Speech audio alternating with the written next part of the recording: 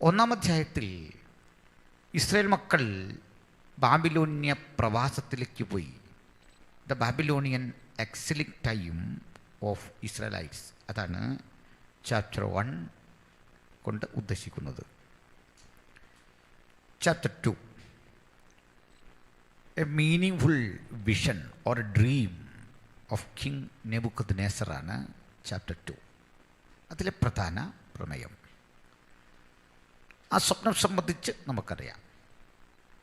രാജാവ് സ്വപ്നം കണ്ടു മറന്നു. സ്വപ്നം മറന്ന രാജാവ് ഭയപരവശനായി. ആ സ്വപ്നത്തിൻ്റെ അർത്ഥമറിയാൻ, ആ സ്വപ്നം എന്തെന്നറിയാൻ 2 കാര്യങ്ങളാണ് രാജാവിന് വേണ്ടത്. ഒന്ന്, തൻ്റെ മറവിയിൽ നിന്നത് ചികഞ്ഞെടുക്കാൻ. 2, അതിനുശേഷം അതിൻ്റെ അർത്ഥം പറയാൻ. പ്രഗത്ഭരായ ആളുകളെ, ഡിവൈനേഷൻ നടത്തുന്ന ആളുകളെ, മാന്ത്രികന്മാരെ ആണ് അന്വേഷിക്കുന്നത്. വിഷ്ക്രാഫ്റ്റ്, ഡിവൈനേഷൻ ഇത്യാദി പ്രവൃത്തികൾക്ക് ലോകത്തിലെ പല ഭരണകൂടങ്ങളും എന്നും തയ്യാറായിട്ടുണ്ട്. ക്ഷുദ്രകർമ്മങ്ങൾ, ആഭിചാര പ്രവൃത്തികൾ, മാന്ത്രികന്മാർ ഇവരെയൊക്കെ സഹവസിപ്പിച്ച് വിവാദ പുരുഷന്മാരാകുന്ന ഭരണാധികാരികളെക്കുറിച്ച് നമ്മൾ കേട്ടിട്ടുണ്ട്. എന്നാൽ ഇവിടെ അങ്ങനെ വിവാദമില്ല. കാരണം ഈ രാജ്യം അതിൽ തന്നെ അന്ധവിശ്വാസ ജടിലമായ ഒട്ടേറെ വിഷയന്മാരുണ്ട്, ലക്ഷണ വിദ്യ പറയുന്നവരുണ്ട്. ഇവരുടെ മുമ്പിൽ അവർ കഴിക്കാനാവാത്തൊരു കുരുക്കിട്ട് കൊടുത്തിരിക്കുന്നു രാജാവ്. എന്താ അത്? താൻ കിടക്കയിൽ കഴിഞ്ഞ രാത്രി കണ്ട ദർശനം മറന്നുപോയിരിക്കുന്നു. അത് ഒന്ന് കാണുക വേണം, ആദ്യം അത് പറഞ്ഞു തരണം. അപ്പോൾ someone is to recollect what is the vision and then they have to interpret the vision. 2 വിഷയങ്ങളാണ്. ഒന്ന്, ഈ മറന്നുപോയതെന്തോ അത് ഓർമ്മിപ്പിച്ചെടുക്കണം. 2, അതിൻ്റെ അർത്ഥം പറയണം. ഈ അർത്ഥം പറയുക എളുപ്പമാണ്, കാരണം എന്തെങ്കിലുമൊക്കെ അങ്ങ് പറഞ്ഞു വിട്ടാൽ മതി. പക്ഷേ സ്വപ്നത്തിൻ്റെ ആശയം പറയുക അത്ര എളുപ്പമല്ല.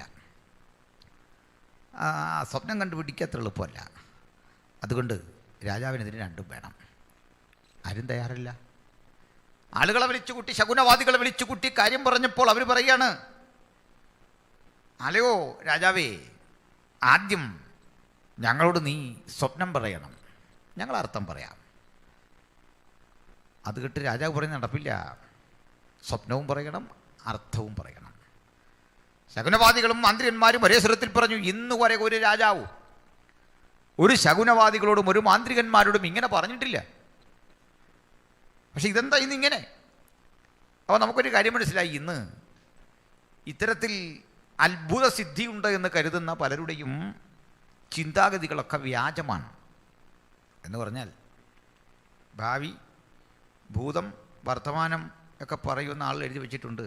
വർത്തമാനമല്ലാതെ അവിടെ പ്രത്യേകിച്ചൊന്നും നടക്കുന്നില്ല. വർത്തമാനം പറയുന്നുണ്ടെന്നുള്ളത് സത്യമാണ്, ബാക്കിയൊന്നും അവിടെ നടക്കുന്നില്ല.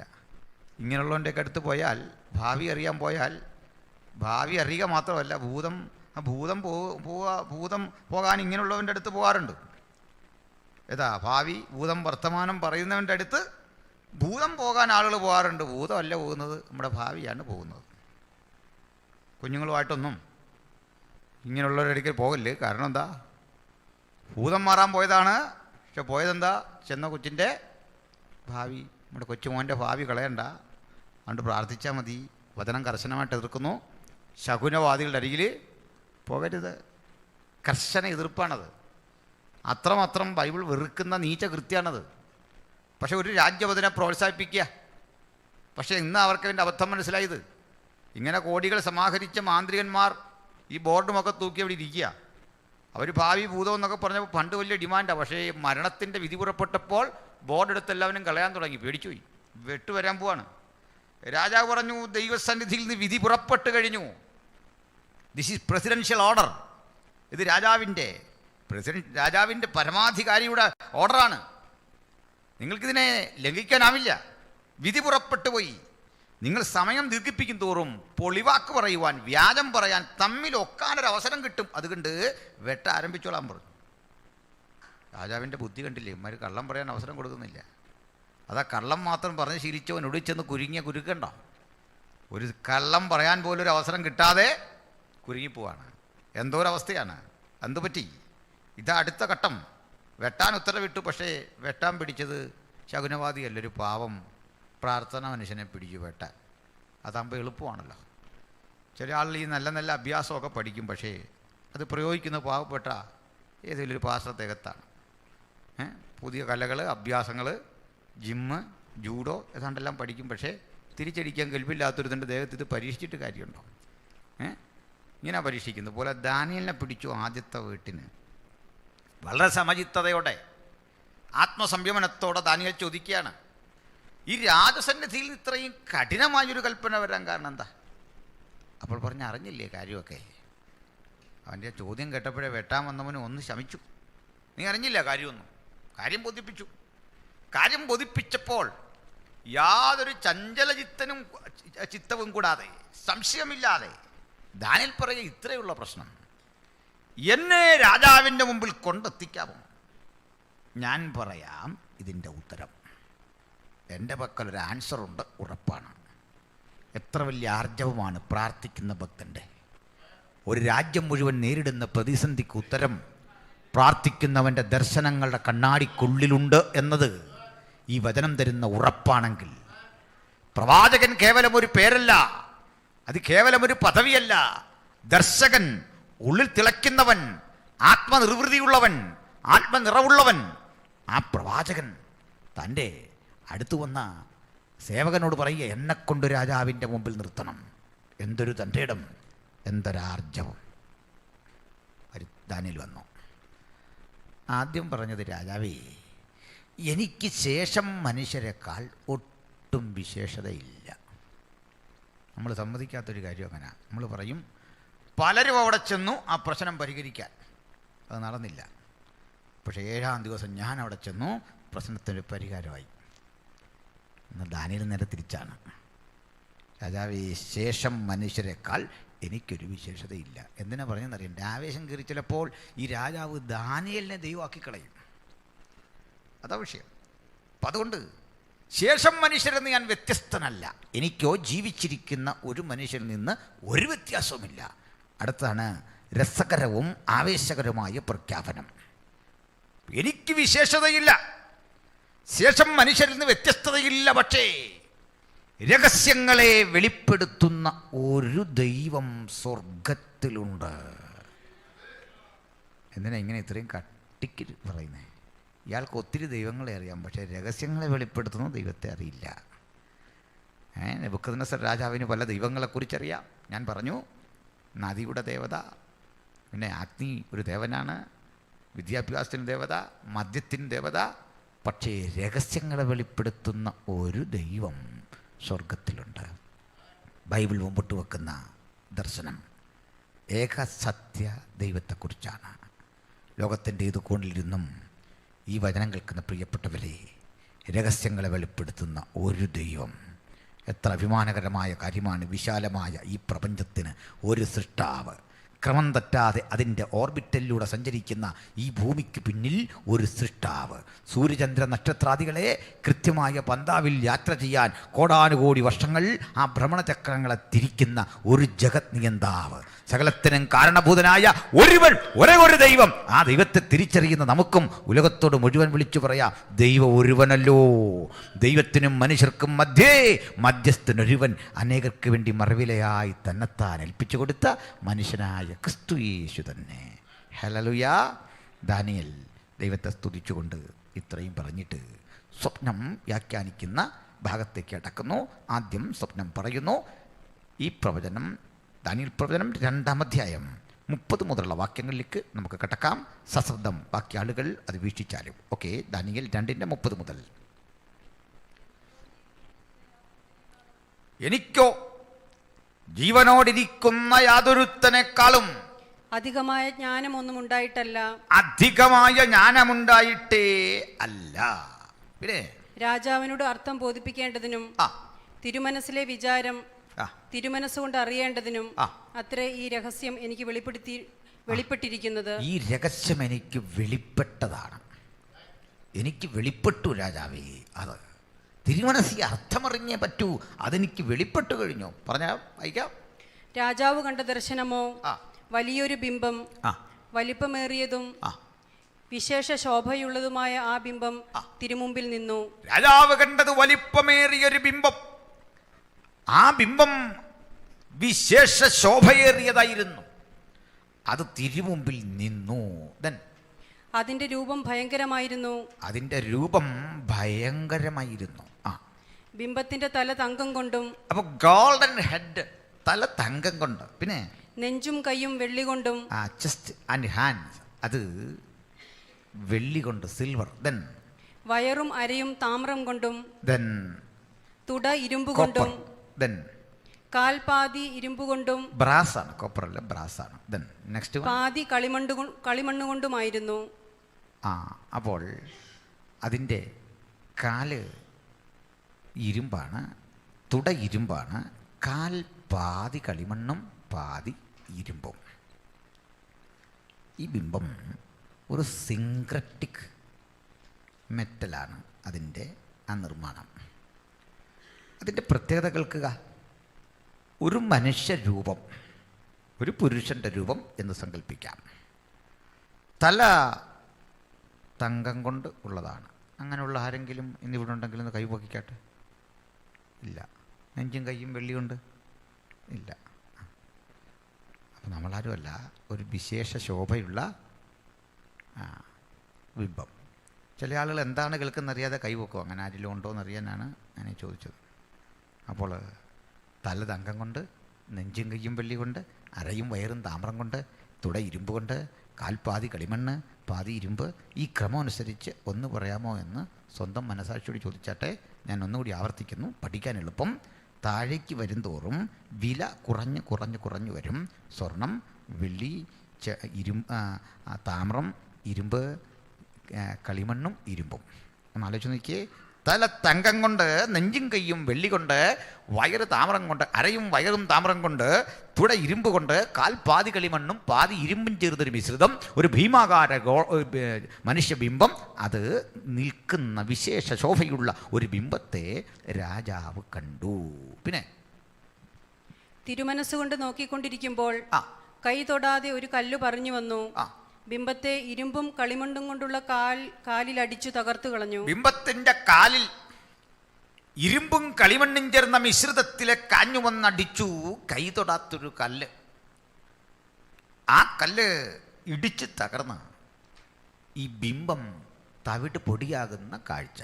അപ്പോൾ ഈ കല്ലിന് ഉള്ള ശക്തി ഓർക്കണം, അപാര ശക്തിയാണ്. അല്ലെങ്കിൽ ഇത്രയും ഒരു ഭീമാകാര ബിംബത്തെ അടിക്കാൻ സാധിക്കില്ല. ഈ കല്ല്, അതിൻ്റെ പ്രത്യേകത, ആരും എറിഞ്ഞതല്ല, കൈ തൊടാത്ത ഒരു കല്ല് പാഞ്ഞു വന്ന് ബിംബത്തെ അടിച്ചു. ഇരുമ്പും കളിമണ്ണും താമ്രവും വെള്ളിയും പൊന്നും ഒരുപോലെ തകർന്നു. എല്ലാ ഭാഗങ്ങളും തകർന്നു. സ്വർണമാണെന്നോ ഇരുമ്പാണെന്നോ വെള്ളിയാണെന്നോ വ്യതിയാനമില്ലാതെ എല്ലാ ഭാഗവും ഒരുപോലെ തകർന്നു. പിന്നെ ഒരുപോലെ തകർന്നു വേനൽക്കാലത്ത് കളത്തിലെ പതിർ പോലെയായി തീർന്നു. വേനൽക്കാലത്ത് കളത്തിലെ പതിർ പോലെ, നെല്ല് കൊയ്ത് ശേഖരിച്ചെടുക്കുന്ന വേനൽക്കാലത്തിലെ കോതമ്പും യവവുമൊക്കെ കൊയ്തെടുക്കുന്ന ഒരു കളത്തിലെ പതിര് പോലെ ആയിത്തീർന്നു ഈ ബിംബത്തിന്റെ അവശിഷ്ടങ്ങൾ, തവിട് പൊടിയായിട്ട്. പിന്നെ ഒരിടത്തും തങ്ങാതെ വണ്ണം കാറ്റ് അവയെ പറപ്പിച്ചു കൊണ്ടുപോയി. എങ്ങും നിലനിൽപ്പില്ലാതെ വണ്ണം കാറ്റ് പറപ്പിച്ചു നശിപ്പിച്ചു ഭീമാകാര ബിംബത്തെ. പിന്നെ ബിംബത്തെ അടിച്ച കല്ല് ഒരു മഹാപർവ്വതമായി തീർന്നു. ബിംബത്തെ അടിച്ച കല്ല് വളരാൻ തുടങ്ങി. വളർന്നൊരു ഭീമാകാര സംഭവമായി മാറി. പിന്നെ ഭൂമിയിലൊക്കെയും നിറഞ്ഞു. അത് വളർന്നു, ഭൂമിയിലൊക്കെയും വളർന്നു. പിന്നെ ഇതത്രേ സ്വപ്നം. ഈ സ്വപ്നം ഒന്നുകൂടി ഓർത്തെങ്കിലേ അടുത്തേക്ക് സുഗമമായ യാത്ര സാധ്യമാകൂ. എന്തൊക്കെ? രാജാവേ, അങ്ങ് കണ്ടത് വിശേഷ ശോഭയേറിയ വലിപ്പമുള്ളൊരു ബിംബം. ബിംബത്തിൻ്റെ തല തങ്കം കൊണ്ട്, നെഞ്ചും കൈയും വെള്ളി കൊണ്ട്, വയറും അരയും താമ്രം കൊണ്ട്, തുട ഇരുമ്പ് കൊണ്ട്, കാൽ പാതി കളിമണ്ണ് പാതി ഇരുമ്പ്. ഇതാണ് ബിംബത്തിൻ്റെ രൂപം.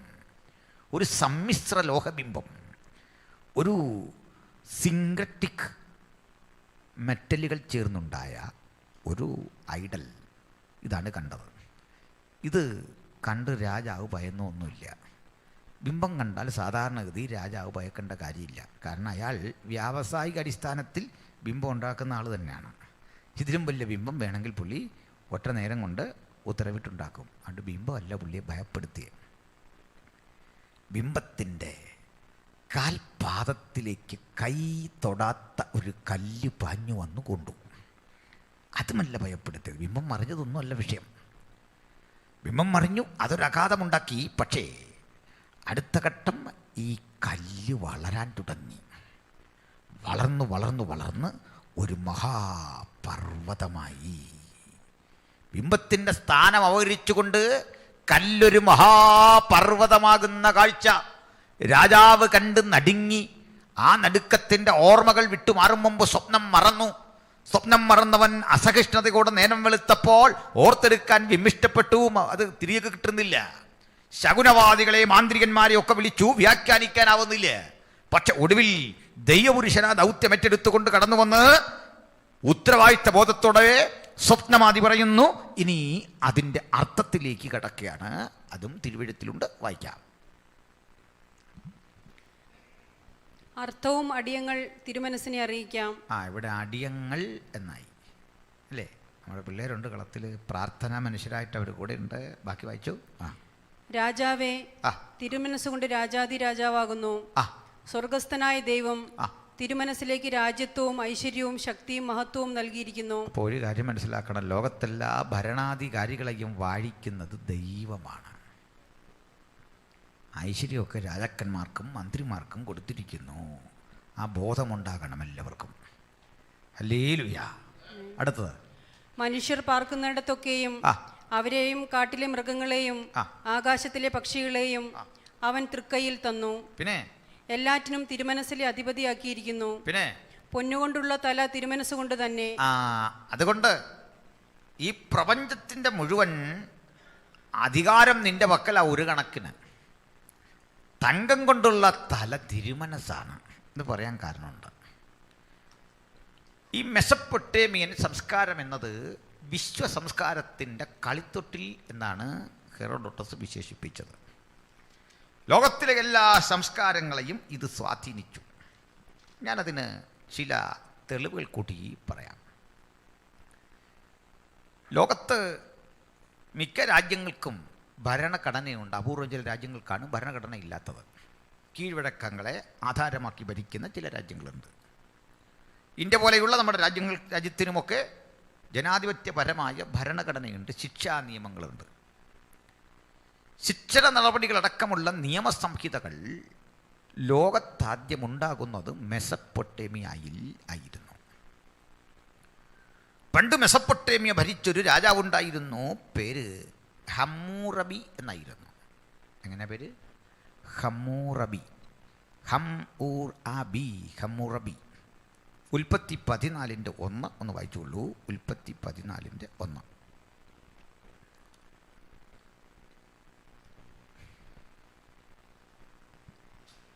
ശിനാർ രാജാവായ അമ്രാഫെൽ. മതി. ഈ ശിനാർ രാജാവായ അമ്രാഫെൽ ആയിരിക്കണം ചരിത്രത്തിൽ പറയുന്ന ഹമ്മൂറബി എന്നൊരു വാദമുണ്ട്. മനസ്സിലായോ?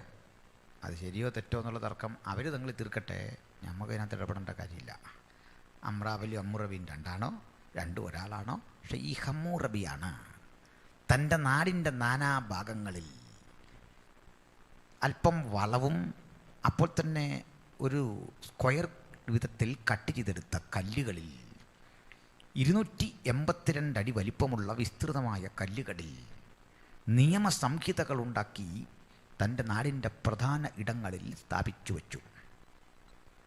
ആ നിയമങ്ങളിൽ ഹമ്മൂറബി എഴുതി, കുറ്റവാളി ഒരാളുടെ കണ്ണടിച്ച് തകർത്താൽ ആ കണ്ണിന് പകരം ന്യായാധിപതി അവൻ്റെ കണ്ണടിച്ച് തകർക്കണം. അങ്ങനെ കണ്ണിന് പകരം കണ്ണ്, പല്ലിന് പകരം പല്ല്.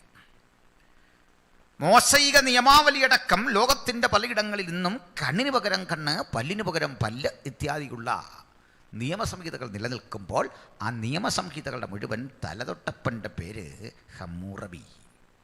ഹമ്മൂറബി എഴുതിയുണ്ടാക്കിയ നിയമത്തിൻ്റെ പേര് ഹമ്മൂർ അബി കോഡ്. ഈ ഹമ്മൂർ അബി കോഡിൻ്റെ ചുവട് പിടിച്ചാണ് ലോകത്തിലെ പല നിയമങ്ങളും പിൽക്കാലത്തുണ്ടായത്. അതിൽ ഗാർഹിക നിയമമുണ്ട്, അതിൽ സിവിൽ നിയമങ്ങളുണ്ട്, കാർഷിക നിയമങ്ങളുണ്ട്, ജനം പാലിക്കേണ്ടതുണ്ട്. നമ്മുടെ നാട്ടിൽ ഇതുപോലെ നിയമങ്ങളുണ്ടായിരുന്നു. അക 400 പുറ 400 എന്നൊക്കെ പറഞ്ഞ് ഇൻസൈഡിൽ പാലിക്കേണ്ട 400 കാര്യങ്ങൾ, ബാഹ്യലോകത്ത് പാലിക്കേണ്ട 400 കാര്യങ്ങൾ, അക 400 പുറ 400 ഒക്കെ കുട്ടികൾ ചരിത്രത്തിൽ പഠിച്ചിട്ടുണ്ട്. ഇത്യാദി നിയമങ്ങളുടെ എല്ലാം പൂർവികൻ്റെ പേരാണ് ഹമ്മൂറബി. ഈ ഹമ്മൂറബിയുടെ ചുവട് പിടിച്ചാണ് പിൽക്കാലത്ത് നിയമമുണ്ടായതെങ്കിൽ നിയമസംഹിതകളെ അതിൻ്റെ കൃത്യതയുടെ അനുപാതത്തിൽ കൃത്യമായി നടപ്പിലാക്കിയൊരു രാജ്യത്തിൻ്റെ പേര് റോം എന്നാണ്. അതുകൊണ്ട് നമ്മുടെ ഇന്ത്യൻ ശിക്ഷാ നിയമമൊക്കെ വേര് പിടിച്ച് കിടക്കുന്നത് ഈ റോമൻ നിയമങ്ങളോടാണ്. Roman law and Roman peace, Pax Romana, ഇതൊക്കെ നമ്മൾ കേട്ടിട്ടുണ്ട് ചരിത്രത്തിൽ. ഞാൻ പറയുന്നത് മുഷിയുന്നുണ്ടോ? മുഷിയുന്നുണ്ടെങ്കിൽ അവിടെ വിടാം. ഇങ്ങനെയുള്ള നിയമാവലികളുടെ നാടായിരുന്നു മെസൊപ്പൊട്ടേമിയ. അതുകൊണ്ട് രാജാവേ, നീയാണ് ചരിത്രത്തിൻ്റെ തല. നിന്നെ അല്ലെങ്കിൽ നിന്റെ രാജ്യത്തെ ആധാരമാക്കിക്കൊണ്ട ലോകം പിന്നെ ചരിച്ചത്, പ്രവർത്തിച്ചത്. ദാനിയേൽ പറയുക, അല്ലയോ നെബൂഖദ്നേസർ ചക്രവർത്തി, നിന്റെ രാജ്യം, നിന്റെ ഭരണകൂടമാണ് ചരിത്രത്തിൻ്റെ ചിന്തയെ, ആ ചിന്താമണ്ഡലങ്ങളെ മുഴുവൻ നയിച്ച ചരിത്രത്തിൻ്റെ തലയാണ് നീ. ചിന്തയുടെ കേന്ദ്രം നീയാണ്. നീ ഗൈഡ് ചെയ്തു. നിന്റെ ആ ഗൈഡൻസ് പോലെ ലോകത്തിലെ മറ്റ് രാജ്യങ്ങൾ ചരിച്ചു. So you are the head of the history. നീയാണ് ചരിത്രത്തെ നയിച്ചവൻ.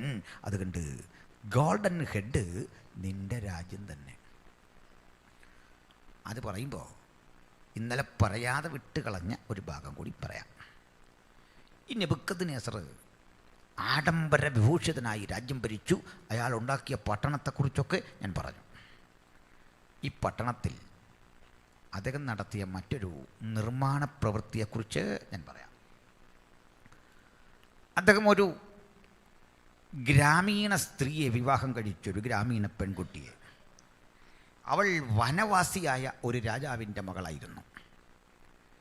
ഗ്രാമീണമായ പശ്ചാത്തലത്തിൽ നിന്ന് രാജാവ് വിവാഹം കഴിച്ചു കൊണ്ടുവന്നു. പക്ഷേ അവൾക്ക് ഈ ടൗണിലെ പട്ടാള മേധാവികളുടെ മാർച്ചും പടക കാഹള ധ്വനികളും ആളുകളുടെ തിരക്കും ആരവാരവും കേട്ട് ഈ ഗ്രാമീണ പശ്ചാത്തലത്തിൽ നിന്ന് വന്ന പെണ്ണിന് ആകെ ഒരു ഉന്മേഷക്കുറവ്. അവൾ ഒടുവിൽ ചോദിച്ച് കാര്യം പറഞ്ഞു, എനിക്കിതൊന്നും അങ്ങോട്ട് സന്തോഷമാകുന്നില്ല. ഞാൻ ജനിച്ചത് നീർച്ചോലകൾ കണ്ടും കാട് കണ്ടും മാൻ കിടാവുകളെ കണ്ടും ഒക്കെ വളർന്ന എനിക്ക് ഇതൊരു വല്ലാത്ത ഇറിറ്റേഷൻ. രാജാവ് അവളെ കുറേ നാൾ സ്വസ്ഥമായിട്ടൊക്കെ പാർപ്പിച്ചു. ഇതിനിടയിൽ അവൾക്ക് വേണ്ടി തൻ്റെ നാട്ടിൽ ഒരു മനോഹര വനം നിർമ്മിച്ചു. 450 അടി പൊക്കമുള്ള ഒരു പടുകുറ്റൻ മട്ടുപ്പാവ്, അതിലേക്ക് കടക്കാൻ 10 അടി വിസ്തൃതിയുള്ള ചുറ്റുകോവണി.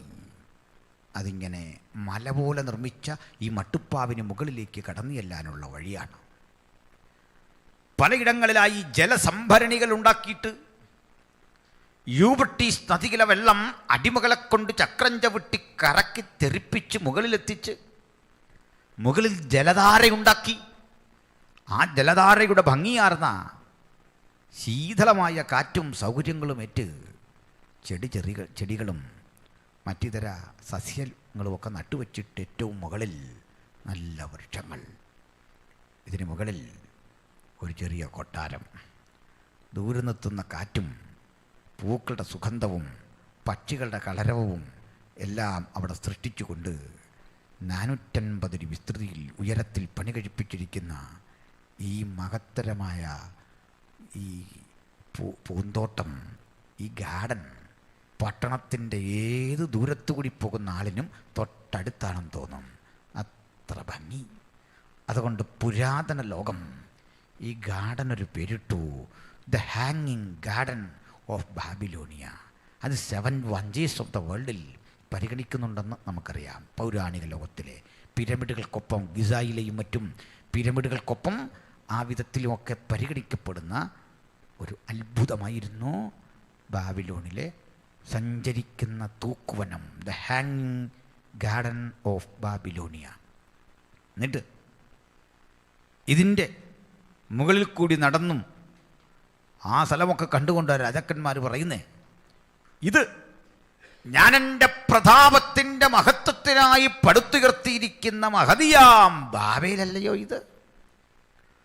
കണ്ടോ, കഷ്ടപ്പെട്ട് പണിയിച്ചാ പറഞ്ഞത്. നമ്മളീ പലരും ലോൺ എടുത്തൊരു വണ്ടി മേടിച്ചിട്ട് ഭാര്യയോട് പറയില്ലേ, നോക്കടി,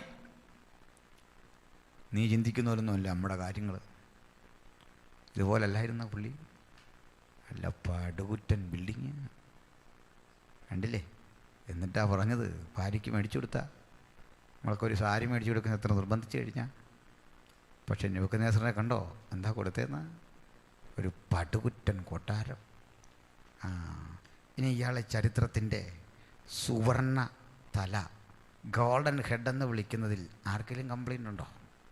ആൾ അധ്വാനിച്ചിട്ടാ. പല വിടാം. ദാനിയേൽ ബാക്കി എന്തു പറയും നോക്കാം. കണ്ടിന്യൂ ചെയ്തിട്ട്. തിരുമനസ്സിലെ ശേഷം തിരുമേനിയേക്കാൾ താണതായ, നിന്നെക്കാൾ വീര്യമൽപ്പം കുറഞ്ഞ മറ്റൊരു രാജ്യത്വവും സർവഭൂമിയിലും വാഴുവാനിരിക്കുന്നതായി താമ്രം കൊണ്ടുള്ള മൂന്നാമതൊരു രാജ്യത്വവും ഉത്ഭവിക്കും. രണ്ടാം രാജ്യമുണ്ടാകും നിനക്ക് ശേഷം. ഈ രണ്ടാം രാജ്യം, ഒന്നാം രാജ്യം ഏതെന്ന് നിങ്ങൾ പഠിച്ചു കഴിഞ്ഞു, ബാബിലോൺ. അല്ലയോ തിരുമനസ്സേ, നിനക്ക് ശേഷം ഒരു രണ്ടാം രാജ്യമുണ്ടാകും. ഈ രണ്ടാം രാജ്യവും വാസ്തവത്തിൽ നിങ്ങൾ പഠിച്ചു കഴിഞ്ഞില്ല, പഠിച്ചു തുടങ്ങി. എന്താ കാര്യം?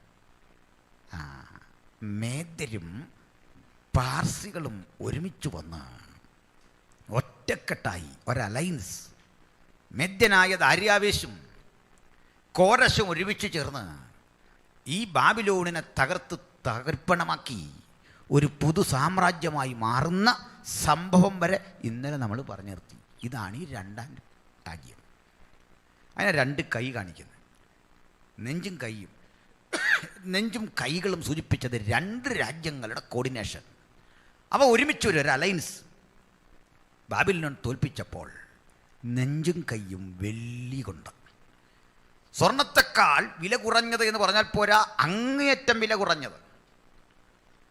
അപ്പോൾ അടുത്ത പ്രത്യേകതകൾക്ക് വില കുറഞ്ഞതാണെങ്കിലും ഇതുവരെ ചരിത്രത്തിൻ്റെ തല, അതിൻ്റെ ചിന്താശേഷിയെ നയിച്ചത് ബാബിലോണ്യരായിരുന്നെങ്കിൽ, രണ്ടാമത് വന്ന മീഡോ പേർഷ്യൻ എംപയറിൻ്റെ പ്രത്യേകത ഹൃദയമായിരുന്നവർ, ചരിത്രത്തിൻ്റെ നെഞ്ചായിരുന്നവർ.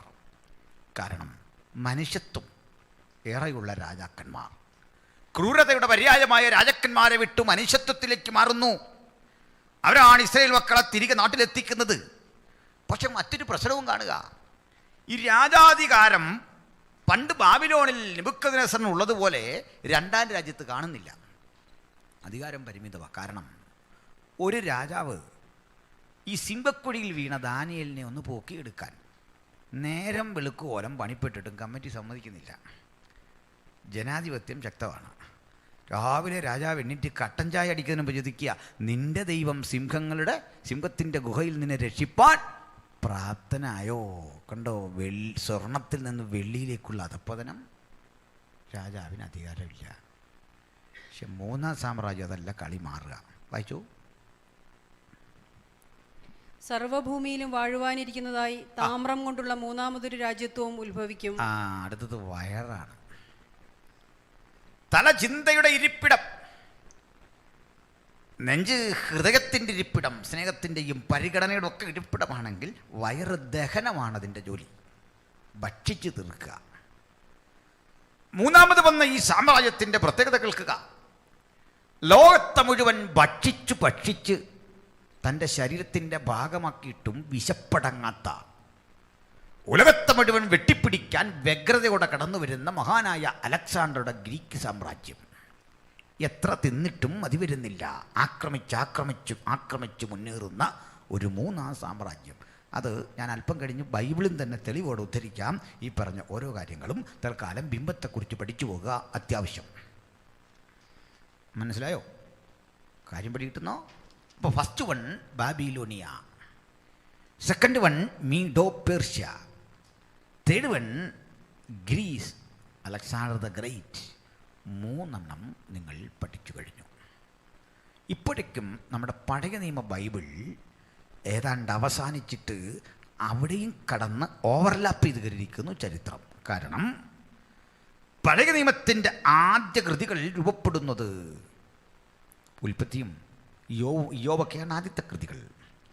അവിടെ നിന്ന് അവസാനത്തെ കൃതി എസ്തേറിൻ്റെ പുസ്തകമാണ്. പഴയ നിയമത്തിൽ അവസാന കൃതി മലാക്കിയല്ല, എസ്തേറിൻ്റെ പുസ്തകമാണ്. അത് കണ്ടുപിടിക്കാൻ വളരെ എളുപ്പം. എസ്തേർ 1:1 പറയുക, അഹശ്വേരോശിൻ്റെ കാലത്ത്. അത്ര അറിഞ്ഞാൽ മതി കാലം കണ്ടുപിടിക്കാൻ. ഇന്ന് രാജ്യം ഇന്ത്യ ഭരിക്കുമ്പോൾ കാലം കണ്ടുപിടിക്കാൻ പ്രയാസമില്ല. സർസിപ്പിയുടെ കാലത്ത് കാലം കണ്ടുപിടിക്കാൻ പ്രശ്നമില്ല. കിട്ടിയോ? ആദ്യത്തെ കൃതി ഇയ്യോബും അവസാന കൃതി എസ്തേറുമാണ്. ഓക്കെ, എസ്തേർ ഇരുന്ന സ്ഥലം ദാനിയേൽ ഇരുന്ന അതേ സ്ഥലമാണ്. ഓക്കെ, ശൂഷൻ രാജധാനിയിൽ ദാനിയേൽ ഇരുന്നിട്ടുണ്ട്, എസ്തേർ ഇരുന്നിട്ടുണ്ട്. ഇവരിൽ ആരാ ആദ്യം ഇരുന്നെന്ന് ചോദിച്ചാൽ ദാനിയേലാണ്. കാരണം അവസാന കൃതിയാണ് എസ്തേർ. പിന്നെന്തിനാ ഇത് ഇടയ്ക്ക് വന്നത്? അതാ കൂട്ടി യോജിപ്പിച്ചോ പറ്റിയ എന്തോ അബദ്ധമാണോ? അല്ല, മറിച്ച് ബൈബിൾ ക്രോഡീകരിച്ചിരിക്കുന്നത് എഴുതിയ കാലഘട്ടങ്ങളെ ആധാരമാക്കിയല്ല, ഏത് പുസ്തകം എപ്പോൾ എഴുതി എന്ന സമയക്രമത്തെ ആധാരമാക്കിയല്ല, മറിച്ച് ഏത് വിഷയമാണ് ഇതിൽ കൈകാര്യം ചെയ്തിരിക്കുന്നത് എന്നതിനെ ആധാരമാക്കിയാണ്. സൃഷ്ടിയാണ് ഉൽപ്പത്തി, അതുകൊണ്ട് ആദ്യം അത് വന്നു. മനസ്സിലായല്ലോ? ചരിത്രപരമായിട്ട് അങ്ങനെയെങ്കിൽ ബിബ്ലിക്കലി അതിൻ്റെ ഓർഡർ ഉൽപ്പത്തി തുടങ്ങി മലാക്കിയിൽ തീരുകയാണ്. ഈ മലാക്കിക്കും മത്തായിക്കും ഇടയിൽ, അല്ലെങ്കിൽ അവസാന കൃതി പഴയ നിയമം മുഴുവൻ ക്രോഡീകരിക്കപ്പെട്ട ശേഷവും പുതിയ നിയമത്തിലേക്കുള്ള യാത്രയ്ക്കുമിടയിൽ 400 കൊല്ലങ്ങളുടെ ഇടവേളയുണ്ട്. 400 കൊല്ലം.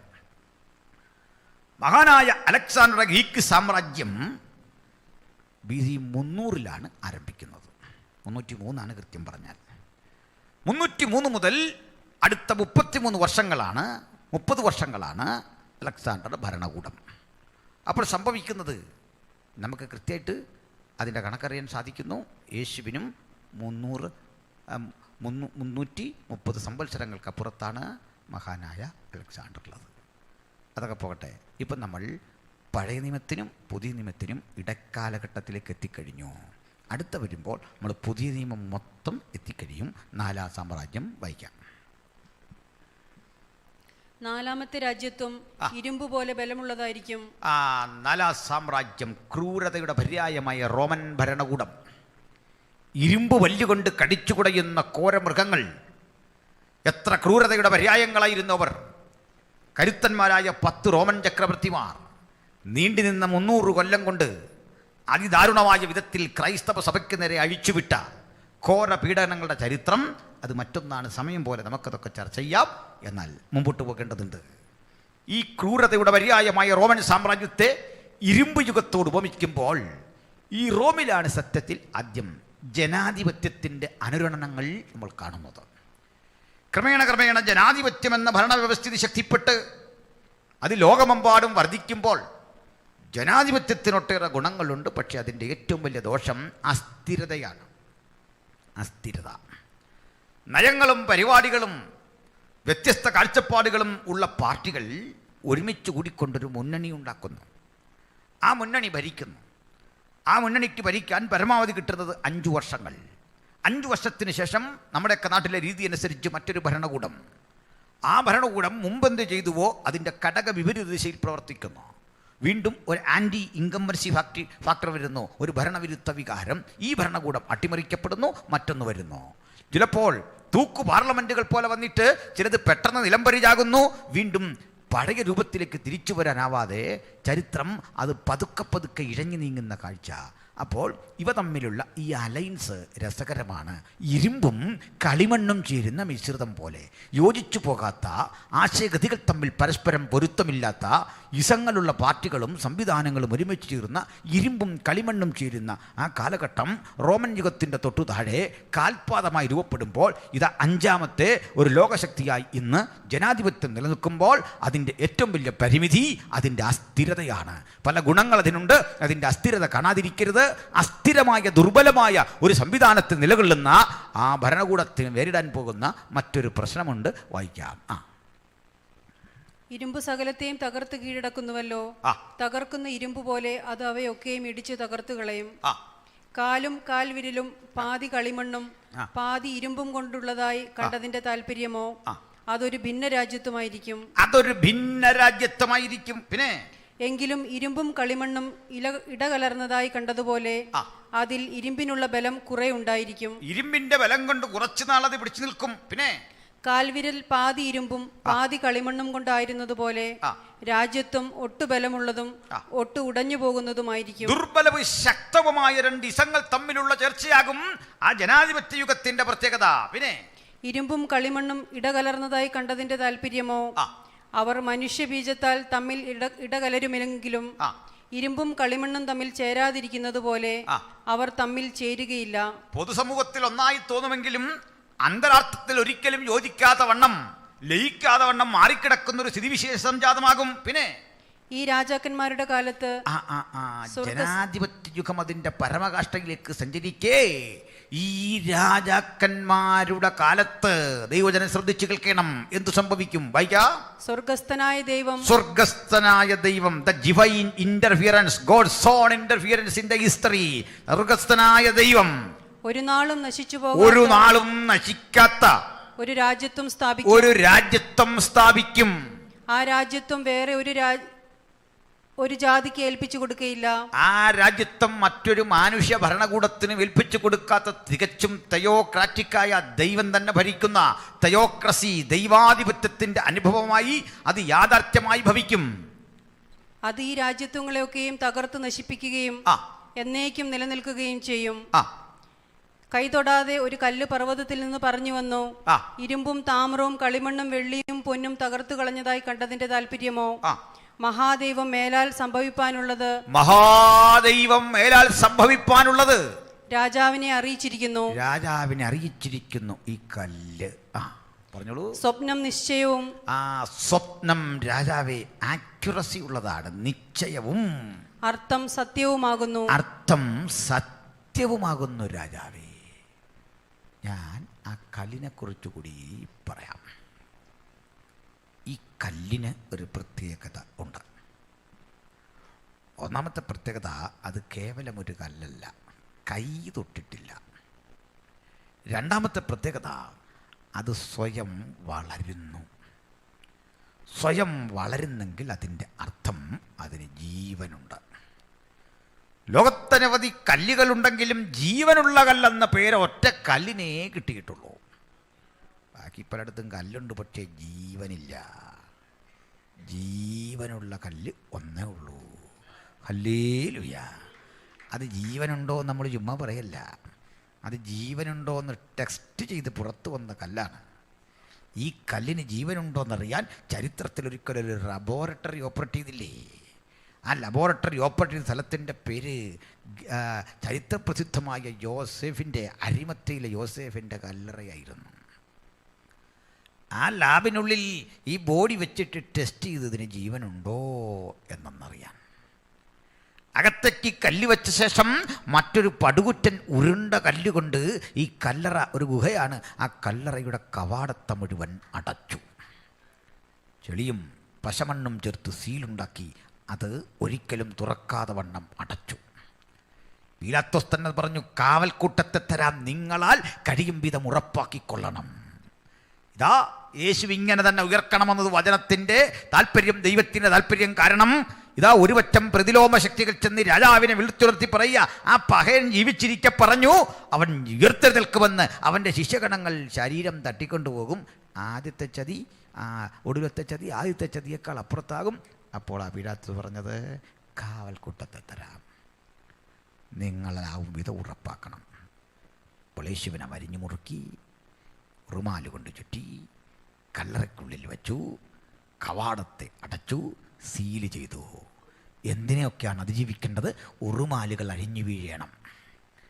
2, കല്ലറയുടെ കവാടത്തിൽ അടച്ചു വച്ചിരിക്കുന്ന ആ കല്ലിൻ്റെ പ്രതിബന്ധത്തെ തകർക്കണം.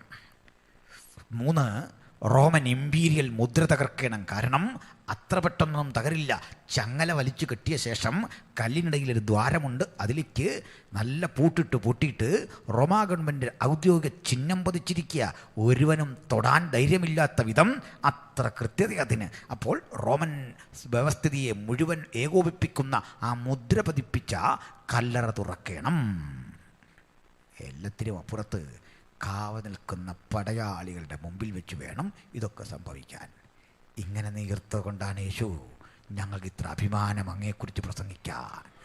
അങ്ങയ്ക്ക് മുമ്പിൽ വെച്ച എല്ലാത്തരം പ്രതിബന്ധങ്ങളെയും തകർത്തുകൊണ്ട് 3-ാം നാൾ ഈ കല്ലറയെ എന്നേക്കും അതിൽ അടക്കം ചെയ്ത് ഒതുക്കാമെന്ന് വിചാരിച്ചവരെ അത്ഭുതപ്പെടുത്തിക്കൊണ്ട് കല്ലറയുടെ കവാടത്തിൽ അടച്ച ഈ ശിലകളെ തട്ടിത്തകർത്തുകൊണ്ട് റോമൻ പടയാളികൾ കാവൽ നിൽക്കെ ഗവൺമെന്റിന്റെ ഇമ്പീരിയൽ മുദ്രകളെ തകർത്തുകൊണ്ട് അങ്ങ് ഉയരത്തിലേക്ക് കരയേറുമ്പോൾ അങ്ങയെ തകർക്കാൻ, ഉയർപ്പിനെ തകർക്കാൻ ഒരു ശക്തിക്കും കഴിഞ്ഞില്ലെങ്കിൽ ഇന്ന് രാത്രി വചനം കേൾക്കുന്നവരെ, ഉലകത്തിൽ ഏറ്റവും വലിയ ശക്തി ഉയർപ്പിന്റെ ശക്തിയാണ്. മരണത്തെ അതിജീവിക്കുന്ന ഉയർപ്പിന്റെ ശക്തിയെങ്കിൽ മരണഭീതി അലതല്ലുന്നവർ, രോഗഭീതി അലതല്ലുന്നവർ, ജീവിതത്തിന്റെ വിവിധ പരാജയങ്ങൾ ഏറ്റുവാങ്ങിയവർ ഇതാ ഉയർത്തെഴുന്നേറ്റവനെ ചൂണ്ടിക്കാട്ടി ഞങ്ങൾ വിളിച്ചു പറയുന്നു. ഉയർപ്പിന്റെ ശക്തി, മരണത്തെ അതിജീവിക്കുന്ന ഉയർപ്പിന്റെ ശക്തി, അത് യേശുവിന്റെ മാത്രം സ്വന്തമെങ്കിൽ നമുക്കും വിശ്വാസത്താൽ അവനെ തൊട്ടുകൊണ്ട് പറയാ, നിന്റെ ഉയർപ്പിന്റെ ശക്തിയാണ് ഞങ്ങളുടെ ജീവിതത്തിന്റെ വീണ്ടെടുപ്പ്. Hallelujah, praise the Lord. കർത്താവ് ഈ ജീവനുള്ള കല്ലെന്ന് ഉറപ്പ് പറയാൻ ഇനിയുമുണ്ട്. കാരണം പുറത്ത് വെച്ച കല്ല് ഒരു കല്ലാണ്, പക്ഷേ വ്യത്യാസം ഇത്രേ ഉള്ളൂ. അതിന് കനമൊക്കെ ഉണ്ടെങ്കിലും ഒറ്റ ദോഷമേ ഉണ്ടായിരുന്നുള്ളൂ. കല്ലിന് കഴിവില്ലാഞ്ഞിട്ടോ ശക്തിയില്ലാഞ്ഞിട്ടോ അടച്ചത് പാളിയതോ റോമപ്പടയാളികളുടെ ഉത്തരവാദിത്വക്കുറവല്ല. പുറത്തെ കല്ലടച്ചു ഭദ്രമാക്കിയെങ്കിലും അതിന് ജീവനില്ലായിരുന്നു. പക്ഷെ അകത്തെ കല്ലിന് ജീവനുണ്ടായിരുന്നു. അകത്തെ കല്ലാകുന്ന ക്രിസ്തുവിന് ജീവനുണ്ടെന്ന് പറയാൻ കാരണം എന്താ? ആ കല്ലിൻ്റെ സവിശേഷത പ്രവാചകൻ ആത്മാവിൽ രാജാവ് കണ്ട ദർശനം വ്യാഖ്യാനിക്കുമ്പോൾ പറയുക, അവൻ കൈതൊടാതെ വന്ന കല്ല്. കാരണം അവൻ പുരുഷന്റെ ഇഷ്ടത്താലല്ല, മനുഷ്യ സ്പർശമേൽക്കാതെ കന്യ ഗർഭിണിയായി ഒരു മകനെ പ്രസവിക്ക് വന്ന പ്രവചനം നിറവേറിക്കൊണ്ട് കൈതൊടാതെ ചരിത്രത്തിൽ ആഗമിച്ച ഒരു കല്ലാണിവൻ. അതുകൊണ്ട് ഈ കല്ലിനെ കുറിച്ച് ഒന്നുകൂടി പറഞ്ഞ് ഞാൻ അങ്ങ് വിട്ടേക്കാം ആ ഭാഗം. ഈ കല്ല് വലിയൊരു തർക്ക വിഷയമല്ലേ. അതുകൊണ്ട് നമ്മുടെ കർത്താവ് ഒരിക്കൽ പറഞ്ഞു, അല്ലയോ പത്രോസ്, അതിന് പെട്രാസ് എന്നാണ് ഗ്രീക്ക് വേർഡ്. നമ്മുടെ കർത്താവും പത്രോസും കൂടി ഫിലിപ്പിൻ്റെ കൈസരിയിൽ നിൽക്കല്ലേ. അത് തന്നെ മറ്റൊരു വിഷയമാണ്. ഞാൻ ഈ ഫിലിപ്പിൻ്റെ കൈസരിയെക്കുറിച്ച് പറഞ്ഞ പ്രസംഗം യൂട്യൂബിൽ കിടപ്പുണ്ട്, കാണണം. 2 കൈസരിയുണ്ട്, അതിലൊന്ന് ഫിലിപ്പിൻ്റെ കൈസരിയ.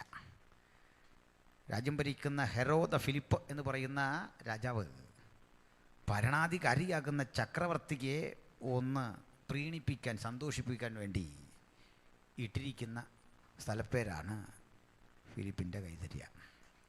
വേറൊരു സ്ഥലമുണ്ട്. ഇത് യോർദാൻ ഉത്ഭവിച്ചു വരുന്ന ഹെർമോന്യ മലയുടെ അടിവാരത്ത് യെരുശലേമിൽ നിന്ന് 92 മൈൽ വടക്കുമാറിയാണ്. ഒറ്റ പ്രശ്നമുള്ളൂ, ആ പ്രവേശന കവാടത്തിലേക്ക് കടക്കുന്ന ഏതൊരാളും പറയണം, നമ്മുടെ കർത്താവും രക്ഷിതാവുമായ റോമാ കൈസറുടെ നാമത്തിൽ ഞാൻ നിങ്ങളെ വന്ദനം ചൊല്ലുന്നു. അവിടെ കയറിയ ചക്രവർത്തി ആരാധനയാണ്, വേറൊരു കളിയും നടക്കില്ല. ചക്രവർത്തി ആരാധിക്കുന്ന ഇടത്തേക്ക് യേശുവും ശിഷ്യന്മാരും കടന്നില്ല. അവിടെ ചക്രവർത്തിക്ക് ഒരു വെണ്ണക്കൽ ശില്പവും മനോഹര ക്ഷേത്രവുമൊക്കെ ഉണ്ടാക്കി കാണിക്കയിടാൻ ആളുകൾ വരുന്നു, നിലത്ത് കിടന്നുരുളുന്നു, വലിയ പരിപാടിയാണ്. യേശു ശിഷ്യന്മാരും ഒരു ദിവസം അങ്ങോട്ട് ചെന്നു. നാട്ടുനടപ്പും ആചാരവും അനുസരിച്ച് ആളുകൾ പറയാൻ തുടങ്ങി, നമ്മുടെ കർത്താവിൻ്റെ രക്ഷിതാവുമായ റോമാ കൈസറുടെ കൃപ നിൻ്റെ മേലിരിക്കട്ടെ. കേൾക്കുന്നവനും പറയണം, റോമാ കൈസർ നിന്നെ അനുഗ്രഹിക്കട്ടെ. യേശുവിനെ കണ്ടു ആളിങ്ങനെ പറഞ്ഞു കാണും. യേശു ഗൗരവത്തിൽ അവനെ നോക്കി. അല്ല, യേശു അതൊന്നും പറയില്ല. യേശു ഉള്ളത് കൊണ്ട് ശിഷ്യന്മാരും പറയില്ല. എന്താ കാര്യം? അത് ജന്മസിദ്ധമായ ധൈര്യമല്ല. യേശുവിൻ്റെ കൂടെ കൂടിക്കഴിഞ്ഞാൽ നമുക്കും കിട്ടുമെന്ന ഒരു ധൈര്യം. അതുകൊണ്ട് ഭയമുള്ള നമ്മൾ കൂടെ അങ്ങ് നടന്നാൽ മതി, പേടിക്കാനൊന്നുമില്ല. ഈ നിഴലിലങ്ങ് നടന്നോ, ആരെതിരെ വന്നാലും ഒന്നും ഭവിക്കില്ല. എന്താ കാരണം? ജയിച്ചവൻ കൂടെ ഉണ്ടെങ്കിൽ അവൻ അറിയാതെ ഒന്നും ഭവിക്കില്ല. അതുകൊണ്ട് അവനൊപ്പം നടന്നുകൊണ്ടാ ഭയം കൂടാതെ ഇവിടെ വരെ വരാൻ അവൻ പ്രാപ്തി നൽകിയത്. ഹല്ലേലൂയ. പ്രിയരെ, അങ്ങോട്ട് കയറുമ്പോൾ ആളുകൾ പലതും ഇങ്ങനെ പറയാ, കൈസറേ നീയാണ് ദൈവം, കൈസറേ നീയാണ് സൃഷ്ടാവ്. യേശു അല്പം നല്ല ആളുകളൊക്കെ ഉള്ള സ്ഥലത്ത് ഇങ്ങോട്ടൊന്ന് മാറി ശിഷ്യന്മാരെ കൂട്ടിയിട്ട് ചോദിച്ചു, ഈ നാട്ടുകാർ മനുഷ്യപുത്രനെക്കുറിച്ച് എന്താ അഭിപ്രായപ്പെടുന്നത്? പറഞ്ഞു, ഗുരു പഴയ പോലൊന്നുമല്ല, ഭയങ്കര പുരോഗതിയല്ലേ ജനങ്ങൾക്ക്. പണ്ട് നിന്നെ തച്ചൻ്റെ മകൻ, ശാസ്ത്രമറിയാത്തവൻ എന്നൊക്കെ കളിയാക്കിയവന് ഭയങ്കര മാറ്റം. ഓ, എന്താ മാറ്റം?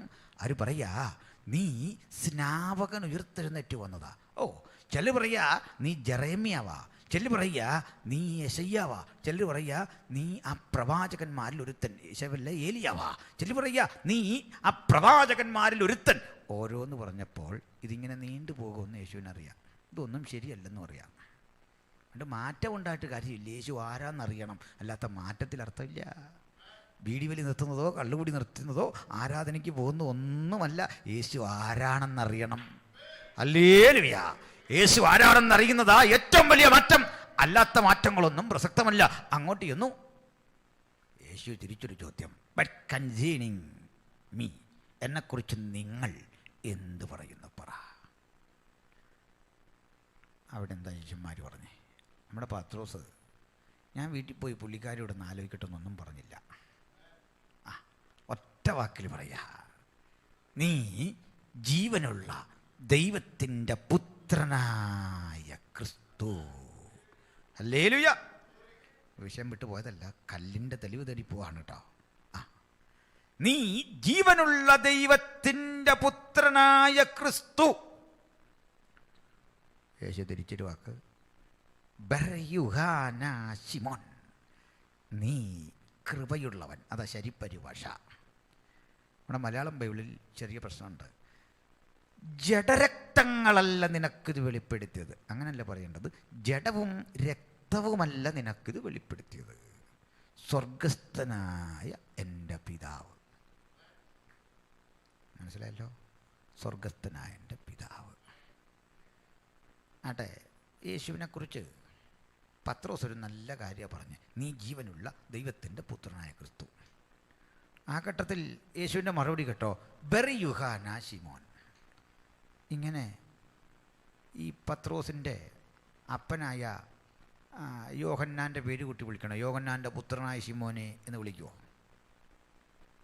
നമ്മളാണെങ്കിൽ വിളിക്കുമോ? എന്തോ കാര്യം പറഞ്ഞാലും അപ്പൻ്റെ പേര് കൂട്ടി നമ്മുടെ കൂടെ വർക്ക് ചെയ്യുന്ന തന്നെ വിളിക്കുമോ? വല്ല കമ്മിറ്റിയിലും ഒക്കെ ആരെങ്കിലും വിളിച്ചെങ്കിലായി, അല്ലാതെ തർക്കമൊക്കെ മുറുകുമ്പോലെ അല്ലാതെ നമ്മൾ അത് വിട്. ഇത് സംഭവിച്ചെന്താ? ബർയുഹാനാ ശിമോൻ. പത്രോസിൻ്റെ പ്രായമെങ്കിലും കർത്താവ് ഓർക്കണ്ടേ? ഇങ്ങനെ വിളിക്കേണ്ട ഒരു ഘട്ടമുണ്ട്.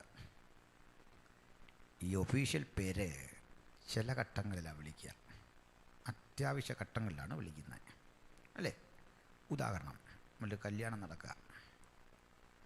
കല്യാണം നടക്കുമ്പോൾ വീട്ടിൽ വിളിക്കുന്ന കുഞ്ചാക്കോ എന്നാണോ വിളിക്കുന്നത്? അങ്ങനെയാണോ? ഒഫീഷ്യൽ പേരാണ് വിളിക്കുന്നത്. എറണാകുളം ജില്ലയിൽ കോതമംഗലം താലൂക്കിൽ പൂർപ്പുംപടി വില്ലേജിൽ പ്ലാമുട്ടത്തിൽ വീട്ടിൽ കുഞ്ചറിയ മകൻ എൽദോസ് എന്ന ഈ യുവാവും. എണ്ണീക്കരുത്, ഇതൊരു തക്കമാണെന്ന് ഓർത്ത്. ആരാടിങ്ങനെ പൊങ്ങി വരുന്നോ എനിക്ക് തോന്നുന്നു. അവിടെ നിൽക്കുക, അനക്കൊരു സമയവും കാലമൊക്കെ ഉണ്ട്. ധൃതി പിടിച്ചിട്ടൊന്നും കാര്യമില്ല. എടുത്തിയാടരുത്. പണി കിട്ടിയാൽ കിട്ടിയതാ. ആറിനെ ഈ വണ്ടി മേടിക്കുന്നതും പെണ്ണ് കിട്ടുന്നതും സൂക്ഷിച്ചു വേണം. 2 പോവും 2 സൂക്ഷിച്ചില്ലെങ്കിൽ നമ്മളിതുകൊണ്ട് നടക്കേണ്ട ഗതിയോട് വരും. തള്ളി തള്ളി ഇടപാട് വരും. പോട്ടെ. ഇങ്ങനെ കല്യാണത്തിൻ്റെ ഒന്നല്ലേ? അതെല്ലാം കഴിഞ്ഞ് പിറ്റേന്ന് കല്യാണമൊക്കെ കഴിഞ്ഞു. ഈ കല്യാണം കഴിഞ്ഞ പെൺകുട്ടി നല്ലൊരു ചായയൊക്കെ ആയിട്ട് കിടന്നുറങ്ങുന്ന മനുഷ്യൻ്റെ അടുത്ത് ഇങ്ങനെയാണ് വിളിക്കുന്നത്. എറണാകുളം ജില്ലയിൽ കോതമംഗലം താലൂക്കിൽ അങ്ങനെ വിളിക്കോ? അങ്ങനെ വിളിച്ചാൽ അവളെ ആക്കേണ്ടടുത്ത് ആക്കിക്കോണം. മനസ്സിലായോ? പയ്യൻ രക്ഷപ്പെട്ടിട്ട്. പക്ഷേ ഇത് ഒരിക്കൽ വിളിച്ചു. കല്യാണത്തിന് അന്ന് കുഞ്ചാക്കോ ഒന്നും വിളിച്ചാൽ കാര്യം നടക്കുകയില്ല. കാരണം എന്താ? ഒഫീഷ്യൽ ഒരു വലിയ ഉത്തരവാദിത്തം ഏൽപ്പിക്കാനാ. മനസ്സിലായില്ലേ? കർത്താവ് ഇവിടെ മാത്രം വിളിച്ചു. ഈ ആധാർ കാർഡിലെ പേര് കർത്താവ് പത്രോസിൻ്റെ ബർയുഹാനാ ശിമോൻ, യോഹന്നാൻ്റെ പുത്രനായ ശിമോനെ. ചിലയിടത്ത് അങ്ങനെ വിളിക്കുന്നുണ്ട്. എൻ്റെ കാരണം എന്താ പറയാം. യേശുവിൻ്റെ ഔദ്യോഗിക പേര് യോഹന്നാൻ വിളിച്ചു, നീ ജീവനുള്ള ദൈവത്തിൻ്റെ പുത്രനായ ക്രിസ്തു. പത്രോസിന്റെ യഥാർത്ഥ പേര് യേശു വിളിച്ചു ബെർ യുഹാനാ ശിമോൻ. ബെർ അർത്ഥം പുത്രൻ. ബെർ അതൊരു അരാമിക് പ്രയോഗമാണ്. ബർന്നബാസ് പ്രബോധന പുത്രൻ. ബർത്തിമായി സൺ ഓഫ് തിമായി, ഇതൊക്കെ നമുക്കറിയാമല്ലോ. ബെർ യുഹാനാ ശിമോൻ, യോഹന്നാന്റെ മകനായ ശിമോനെ. അർത്ഥം കുഞ്ഞേ ഞാൻ അവിടുന്നുള്ളവൻ, നീ ഇവിടുന്നുള്ളവൻ. കുഞ്ഞേ ഞാൻ അത്യുന്നതൻ്റെ പുത്രൻ, നീ യുഹാനയുടെ പുത്രൻ. നീ ഒരു കേവല മനുഷ്യൻ, ഞാൻ അത്യുന്നതൻ്റെ മകൻ. നീ നശിക്കുന്ന മരണം കാത്ത് കഴിയുന്നവൻ, ഞാൻ മരണത്തെ അതിജീവിക്കുന്നവൻ. നീ കേവലം ഒരു സൃഷ്ടി, ഞാൻ സൃഷ്ടിക്ക് കാരണഭൂതൻ. സൃഷ്ടിക്ക് കാരണഭൂതനായ ഞാനും സൃഷ്ടിയാകുന്ന നീയും ഒരുമിച്ച് ഇവിടെ കൂടിയിട്ടുണ്ട്. ഫിലിപ്പിന്റെ കൈസരയിൽ എന്നെയും നിന്നെയും ഒന്നാക്കിയ യാഥാർത്ഥ്യം കൃപ കൃപ കൃപ. കൃപയാണ് വിലമതിക്കാനാവാത്ത ആ പദമെങ്കിൽ ബെർ യുഹാനാ ശിമോൻ, നീ കൃപയുള്ളവൻ, നീ ഭാഗ്യവാൻ. ഒന്നുകൂടി പറഞ്ഞു, നിനക്കിത് വെളിപ്പെട്ട് കിട്ടിയത് നീ സൺഡേ സ്കൂളിൽ പഠിച്ചുകൊണ്ടോ പള്ളിയിൽ പോയത് കൊണ്ടോ ക്രിസ്ത്യ കുടുംബത്തിൽ പിറന്നുകൊണ്ടോ ഒന്നുമല്ല. എന്ന് പറഞ്ഞാൽ എൻ്റെ വാക്കിൽ പറഞ്ഞാൽ ജഡം നിനക്കിത് വെളിപ്പെടുത്തിയില്ല, രക്തവും നിനക്ക് വെളിപ്പെടുത്തിയില്ല. എന്ന് പറഞ്ഞാൽ ജഡത്തിന് ചില കഴിവുകളുണ്ട് അല്ലേ? ഇവിടെ വന്നിരിക്കുന്ന നിങ്ങളെല്ലാം ഞാനും ഈ ശരീരമാണ് പരസ്പരം കാണുന്നത് അല്ലേ? എന്നെ ഇവിടെ പ്രോഗ്രാം വിളിച്ചപ്പോൾ ഞാൻ പറയാണ്, അത് എൻ്റെ ആത്മാവ് നിങ്ങൾ പറയുന്ന സ്ഥലത്ത് അവിടെ വരും, പക്ഷേ എൻ്റെ ശരീരം കേരളത്തിലായിരിക്കും എന്ന് പറഞ്ഞാൽ നിങ്ങൾ വിളിക്കുമോ? കാരണം എന്താ? നിങ്ങൾ എന്നെ കാണുന്നത് ഈ ശരീരത്തിലൂടെയാണ്, ആത്മരൂപികളല്ല നമ്മളിപ്പോൾ. പക്ഷേ ഈ ശരീരം തീരെ തള്ളിക്കളയാവതല്ല. ശരീരത്തെയാ നിങ്ങൾ അനിൽക്കൊരുത്തോട്ടെന്ന് വിളിച്ചത്, ശരീരത്തിനാ പഠനം, ശരീരത്തിനാ ഭക്ഷണം. ശരീരം പ്രധാനപ്പെട്ടതാ. ശരീരത്തിനുള്ള കഴിവുകളൊക്കെ ഉണ്ട്. ആ കഴിവ് കൊണ്ടാ മനുഷ്യൻ ചന്ദ്രനിൽ പോയത്, ആ കഴിവ് കൊണ്ടാ മനുഷ്യൻ കാർ ഓടിക്കുന്നത്, ആ കഴിവ് കൊണ്ടാ മനുഷ്യൻ സമുദ്രത്തിൻ്റെ അടിത്തറ ഇളക്കുന്നത്. ചില്ലറ കാര്യമല്ല. ഈ കഴിവുള്ളവരൊക്കെ ഇവിടെ ഉടുപ്പുണ്ട്, നല്ല കാര്യം. പക്ഷേ യേശു ആരെന്നറിയാൻ ഈ കഴിവ് ഒട്ടും പോരാ, ഒട്ടും കൊള്ളൂല. പിന്നെന്താ? രക്തം. പരമ്പരാഗതമായി നമുക്ക് പിതാക്കന്മാരിൽ പകർന്നു കിട്ടുന്ന ആ ജീനുകളുടെ ഗുണമുണ്ടല്ലോ, അതും നല്ലതാണ്. ഒരു നല്ല ചിന്തകൻ്റെ മകൻ ഒരു ചിന്തകനായി തന്നെയൊക്കെ ജനിക്കും. മിക്ക ഘട്ടങ്ങളിൽ അങ്ങനല്ലേ? സംഗീതജ്ഞൻ്റെ മകൻ സംഗീതജ്ഞനാകും. പരമ്പരാഗതമായൊരു കഴിവാത്, അങ്ങനല്ലേ? നിങ്ങൾക്കത് പറഞ്ഞിട്ട് ഉദാഹരണം മനസ്സിലാകത്തുകൊണ്ട് ഞാൻ വേറൊരു ഉദാഹരണം പറയാം. വീരപ്പൻ്റെ മകനാണോ? അവൻ സമയം വരുമ്പോൾ ചന്ദനം മുറിച്ചിരിക്കും. ഇനി ചന്ദനം മുറിക്കാൻ ചന്ദനം ഇല്ലെങ്കിൽ അവന് ചന്ദനത്തിരി മേടിച്ച് ഓടിക്കും. ആ സമയമല്ലേ അവന് ഉറക്കം വരികയല്ല. അയ്യോ ഭയങ്കര പ്രയാസം. എന്താ? ഒരു ചന്ദനത്തിരി തന്നേ. എന്നാലേ അവന് ഉറക്കം വരുള്ളൂ. ഇപ്പം മനസ്സിലായോ? രക്തത്തിനുമുണ്ട്, പിന്നെ ശരീരത്തിനുമുണ്ട് ചില പ്രത്യേകതകൾ. പക്ഷേ യേശു ആരെന്നറിയാൻ പഠനം പോരാ, അറിവ് പോരാ, അന്വേഷണം പോരാ, അധ്വാനം പോരാ. ഒറ്റ കാര്യമുള്ളൂ, അത് വെളിപ്പാടിനാലേ അറിയൂ ഞാൻ ആരാണ്. സ്വർഗസ്ഥനായ എൻ്റെ പിതാവിൻ്റെ കാരുണ്യവർഷം നിന്റെ മേൽ പതിഞ്ഞപ്പോൾ ഈ വെളിപ്പാടിന്മേൽ നീ തിരിച്ചറിഞ്ഞ ഈ വെളിപ്പാടില്ലേ, ആ പാറമേൽ ഞാൻ എൻ്റെ സഭയെ പണിയും. പാതാള ഗോപുരങ്ങൾ അതിനെ ജയിക്കില്ല. ഒരിക്കൽ രണ്ട് വേടുകളാണ് ഈ പാറയെന്ന് പറയാൻ, പെട്രോസ് ആൻഡ് ലിത്തോസ്. പെട്രോസ് ഒരു പാറ കഷണം, ലിത്തോസ് വലിയൊരു പാറ. വ്യത്യാസം മനസ്സിലായോ? ഈ കരിങ്കൽ കോറി കണ്ടിട്ടുണ്ടല്ലോ, അത് കാണുമ്പോൾ ഓർത്തോണം ലിത്തോസ്, ലിത്തോസ് ഫിയർ എന്നൊക്കെ ഉണ്ടല്ലോ ജിയോഗ്രഫിയിൽ. ലിത്തോസ് ആ ക്വാറിയിൽ നിന്ന് കല്ല് ടിപ്പറി കയറ്റിക്കൊണ്ടു പോകുമ്പോൾ ഓർക്കണം, അതാണ് പെട്രോസ്. ലിത്തോസും പെട്രോസും മനസ്സിലായല്ലോ, ഒന്ന് പാറ ഒന്ന് കൽക്കഷണം. യേശു തന്നെ കാണിട്ട് പറഞ്ഞു, പത്രോസേ നീ പെട്രോസ് ആകുന്നു, ഇതൊരു ലിത്തോസാ. പിടികിട്ടിയോ? ഇതിൽ ഞാൻ എൻ്റെ സഭയെ പണിയും, പാതാള ഗോപുരങ്ങൾ അതിനെ ജയിക്കയില്ല.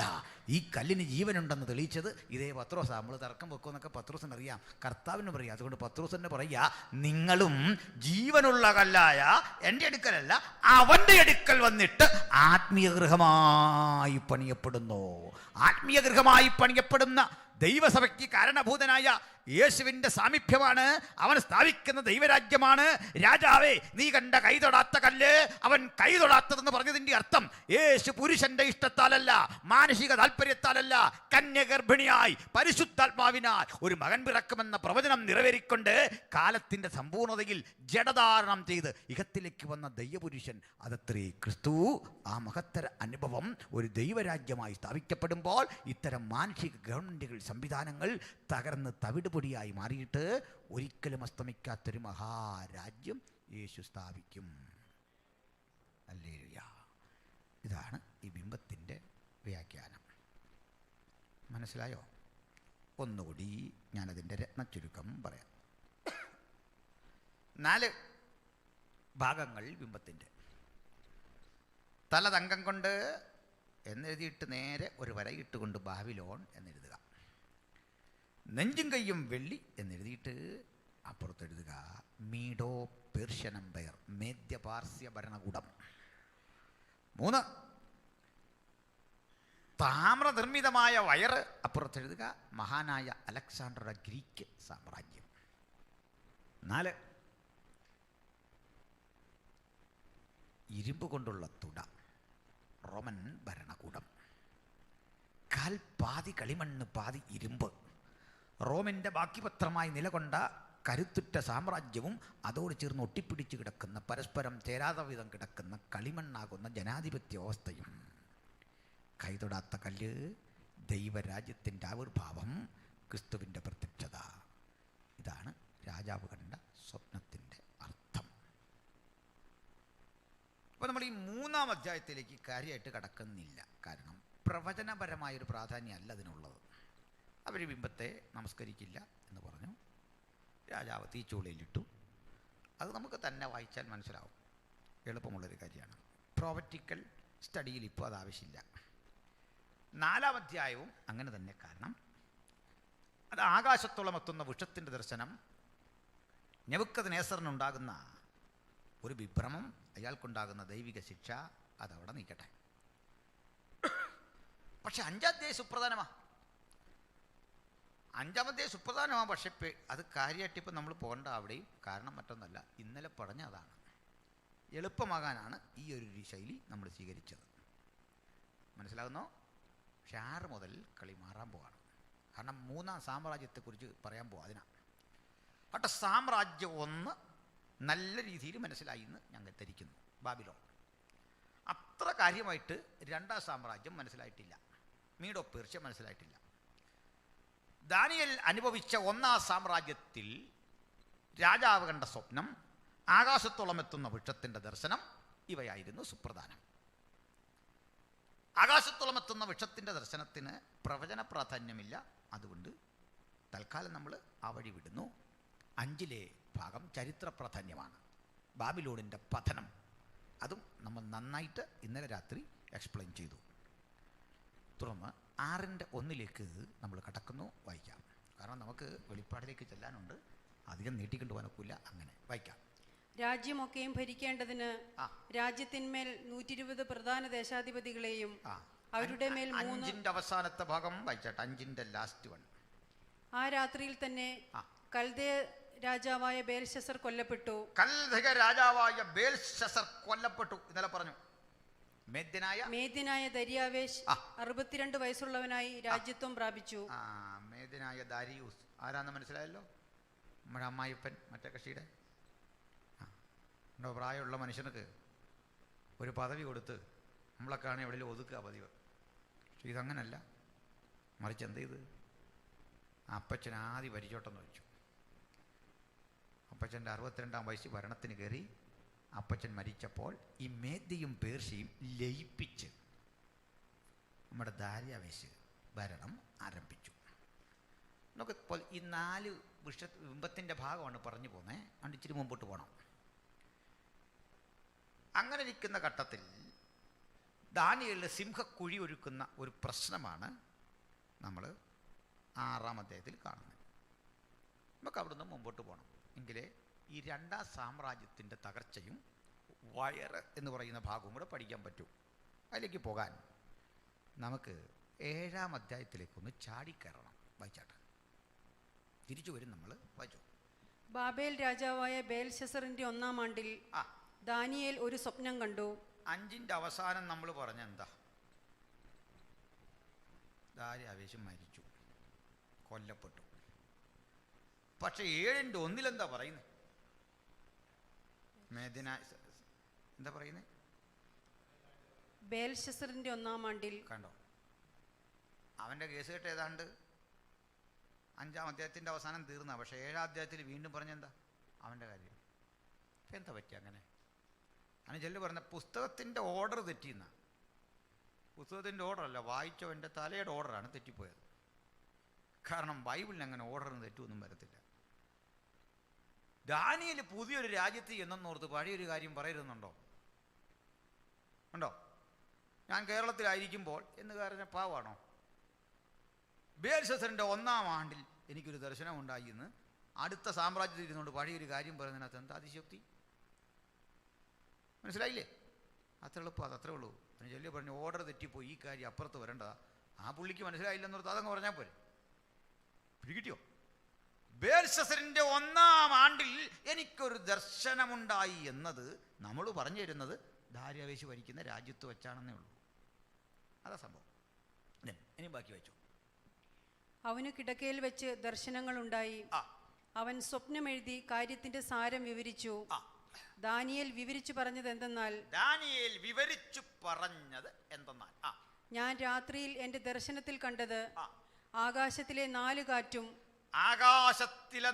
കാറ്റും മഹാസമുദ്രത്തിന്റെ നേരെ അടിക്കുന്നത് ഞാൻ കണ്ടു. കടലിന് നേരെ 4 കാറ്റടിക്കുന്നു, 4 ദിക്കിൽ നിന്ന് 4 കാറ്റ്. അപ്പോൾ തമ്മിൽ ഭേദിച്ചിരിക്കുന്ന 4 മഹാമൃഗങ്ങൾ, തമ്മിൽ യോജിപ്പില്ലാത്ത 4 മഹാമൃഗങ്ങൾ സമുദ്രത്തിൽ നിന്ന് കരയേറി വന്നു. സമുദ്രത്തിൽ നിന്ന് 4 മഹാമൃഗങ്ങൾ കരയേറി വന്നു. പിന്നെ 1-ാമത്തേത് സിംഹത്തോട് സദൃശ്യവും. 4-ാം വാക്യല്ലേ വായിക്കുന്നേ? ആണോ? അതെ. 1-ാം മൃഗം സിംഹസദൃശ്യം. അവിടെ നിൽക്കട്ടെ, 5-ാം വാക്യം വായിച്ച്. രണ്ടാമത് കരടിയോട് സദൃശ്യമായ മറ്റൊരു കരടി. കണ്ടു. 6-ാം വാക്യം വായിച്ച്. പിന്നെ പുള്ളിപ്പുലിക്ക് സദൃശ്യമായ മറ്റൊന്നിനെ കണ്ടു. 7-ാം വാക്യം വായിച്ച്. ഞാൻ പിന്നെയും ഘോരവും ഭയങ്കരവും അതിബലവുമുള്ള 4-മതൊരു മൃഗത്തെ കണ്ടു. 4 മൃഗങ്ങളുടെ പേരങ്ങ് പഠിക്കാനാണ് ഇങ്ങനെ വാക്യം എണ്ണി അങ്ങ് പോയത്. 1 സിംഹസദൃശ്യം, 2 കരടി. കരടി നമുക്ക് കാര്യമായിട്ട് പഠിക്കണം, ഒരു പാർശ്വം ഉയർത്തി നിൽക്കുന്ന കരടി. 3 പുള്ളിപ്പുലി. 4 ഘോരവും ഭയങ്കരവുമായ ഇരുമ്പ് പല്ലുള്ളൊരു മൃഗം. പേരിടാൻ പറ്റുന്നില്ല മൃഗത്തിൻ്റെ. ഇപ്പം മനസ്സിലായോ? ഇത് നോർത്ത് ഈ ക്രമം. സിംഹമാണ് 1-ാം മൃഗം. 2-ാം മൃഗം ഒരു കരടി. 3-ാം മൃഗം പുള്ളിപ്പുലി. 4-ാം മൃഗം ഘോരവും. ഈ ഘോരവും ഭയങ്കരവും എന്ന് പറയാൻ ബുദ്ധിമുട്ടുള്ളൊരു നമ്മുടെ ഒരു മന്ത്രി പറയുന്ന കാര്യം എടുത്താൽ മതി. ക്രൂരവും പൈശാചികവുമായ ഒരു മൃഗം എവിടെ കണ്ടു? 4-ാം മൃഗം. മനസ്സിലായോ? അങ്ങനെ എത്ര മൃഗങ്ങളാണാകെ? 4 മൃഗങ്ങൾ. അതിൻ്റെ വ്യാഖ്യാനം 7-ന്റെ ബാക്കി മുതൽ അങ്ങ് വായിച്ചോളൂ. അതിന് വലിയ ഇരുമ്പ് പല്ലുണ്ടായിരുന്നു. പിന്നെ അത് തിന്നുകയും തകർക്കുകയും ചെയ്തിട്ട് ശേഷമുള്ളതിനെ കാലുകൊണ്ട് ചവിട്ടിക്കളഞ്ഞു. മുമ്പേ കണ്ട സകല മൃഗങ്ങളിലും വെച്ച് ഇത് വ്യത്യാസമുള്ളതായിരുന്നു. പിന്നെ അതിന് 10 കൊമ്പുണ്ടായിരുന്നു. ഒത്തിരി ഉണ്ട് ഈ സംഭവം. 10 കൊമ്പ്. മഹാശല്യമുള്ളൊരു മൃഗമാണ്.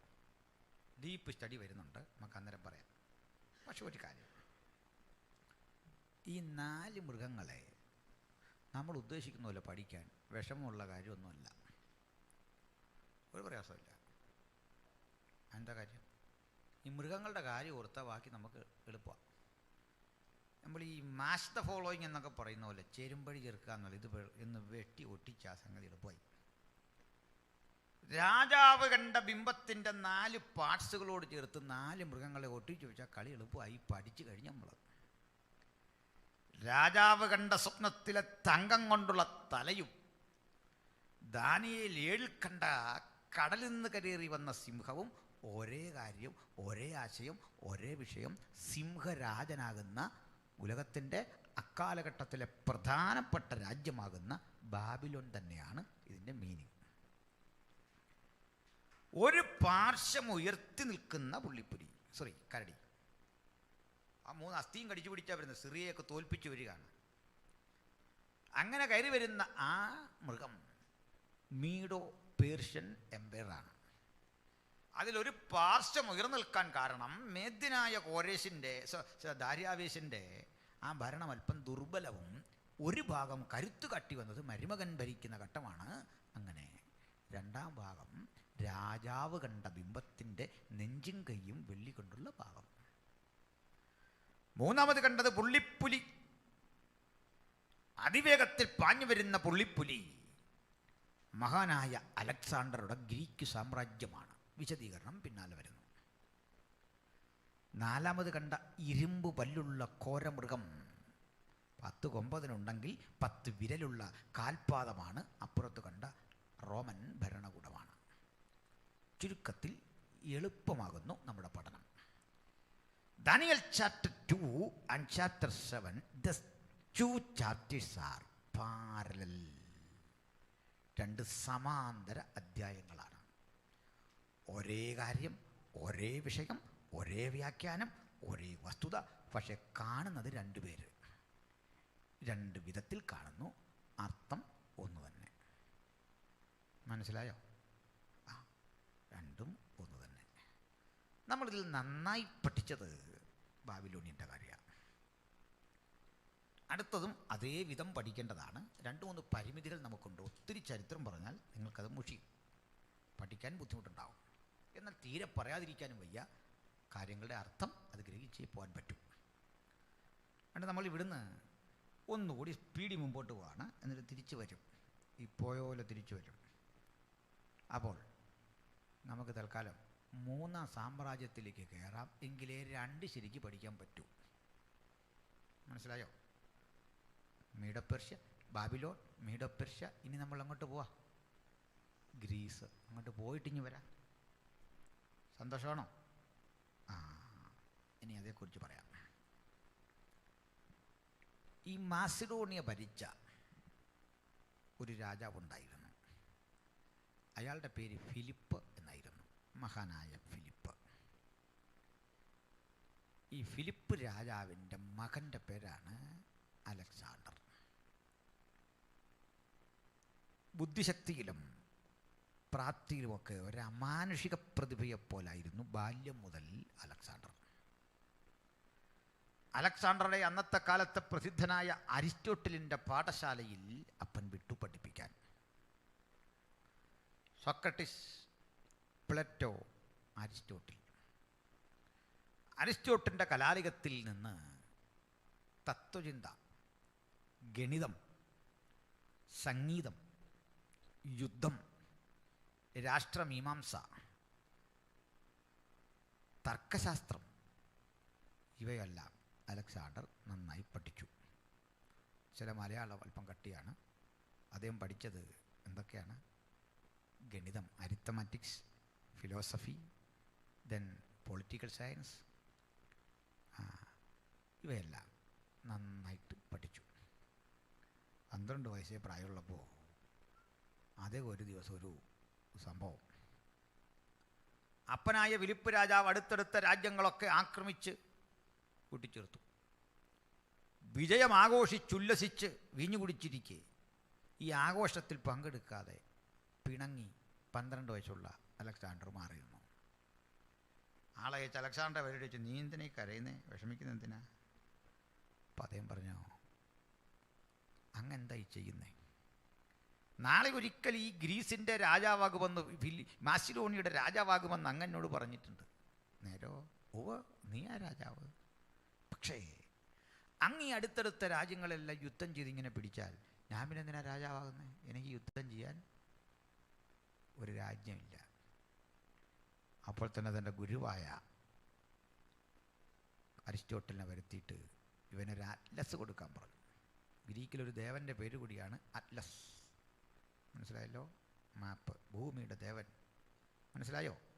അറ്റ്ലസ് എന്താന്ന് പിടികിട്ടിയോ? ജനകോടികളുടെ വിശ്വസ്ത സ്ഥാപനം. പോട്ടെ. അപ്പോൾ ഈ അറ്റ്ലസ് കണ്ടുകിട്ട് പറഞ്ഞു, കുഞ്ഞേ, ലോകം മാസിഡോണിയ അല്ല. ഇത്രയും സ്ഥലങ്ങൾ ലോകത്തുണ്ടെന്ന് കണ്ട അലക്സാണ്ടർ അമ്പരന്നു. അയാൾ അന്ന് മുതൽ ഈ സ്ഥലങ്ങളുടെ കാലാവസ്ഥ, പക്ഷികളെക്കുറിച്ചും മൃഗങ്ങളെക്കുറിച്ചും മനുഷ്യരെക്കുറിച്ച് അങ്ങനെ പഠിച്ചിരുന്നിട്ട് അധികാരത്തിലേറി തൻ്റെ ആഗ്രഹം ലോകം മുഴുവൻ തൻ്റെ കാൽ കീഴ് വരണം, ലോകം മുഴുവൻ പിടിച്ചെടുക്കണം.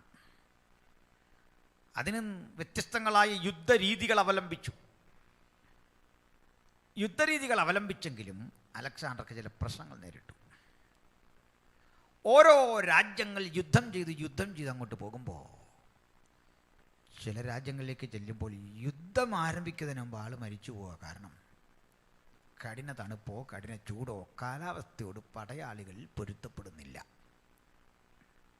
ഭക്ഷണം പോരാ. അവിടുത്തെ അലക്സാണ്ടർ നേരിടാൻ ചെയ്ത വിദ്യ, കൂടുതൽ പണം കൊടുത്തും പാരിതോഷികങ്ങൾ കൊടുത്തും അവിടുത്തുകാരെ വിലയ്ക്ക് വാങ്ങി തൻ്റെ ഒപ്പം ചേർത്തു. പക്ഷെ ഒറ്റ കണ്ടീഷൻ, ഉത്തരവിടുന്ന ക്യാപ്റ്റൻ തൻ്റെ വിശ്വസ്തനായിരിക്കണം. അതും വിജയിച്ചില്ല. കാരണം ഇദ്ദേഹം ഉത്തരവിടും, കേൾക്കുന്നവനൊന്നും മനസ്സിലാകുന്നില്ല. എന്തായിരിക്കും കാര്യം? ഭാഷ ഒരു പൊതുപ്രശ്നമായിട്ട് ആരംഭിച്ചത് മിനിങ്ങാൻ നമ്മൾ പഠിച്ചു. എവിടെയാ ഭാഷ കലങ്ങിയത്? നമ്മുടെയൊക്കെ നാട്ടിൽ പണ്ട് ഈ ടൗണിലൊക്കെ നിന്ന ഭാഷ കലങ്ങുന്ന കേൾക്കായിരുന്നു. ഇപ്പോൾ അതൊക്കെ സർക്കാർ ഒത്തിരി ക്രമീകരണം വരുത്തിയിട്ടുണ്ട് അല്ലേ? മദ്യപിച്ചിട്ടൊക്കെ ആളുകൾ. ബാബിലോണി മാത്രമല്ല, നമ്മുടെ നാട്ടിലും അങ്ങനെ ഉണ്ടായിരുന്നു പണ്ട്. അപ്പോൾ ഈ ഭാഷ കലങ്ങും മുമ്പ് വരെ മനുഷ്യർക്കല്ല ഒറ്റ ഭാഷ. മനസ്സിലായല്ലോ? സകല ഭാഷയും ഒരു ഭാഷയിൽ നിന്നുണ്ടായതാ. അങ്ങനെ ബൈബിൾ പഠിപ്പിക്കുന്നത്. ബൈബിളും നരവംശാസ്ത്രമല്ല ഇതാ പഠിപ്പിക്കുക. അതിന് തെളിവുണ്ട്. തൽക്കാലം ഒരു തെളിവ് പറഞ്ഞിട്ട് അങ്ങോട്ട് വരാം.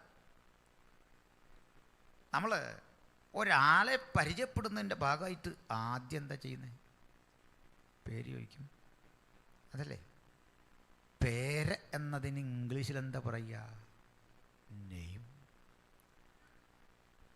ഹിന്ദിയിൽ എന്താ പറയുക? നാം. സംസ്കൃതത്തിൽ എന്താണെന്നറിയാമോ? നാമം. ആട്ടെ, അറബിക്കിൽ എന്താ? ഇസ്മ. ഹീബ്രുവിൽ എന്താണെന്നറിയോ? ഇപ്പം പ്രയാസമുള്ളൊരു പേരാ shame. Shameless person is a shameless person.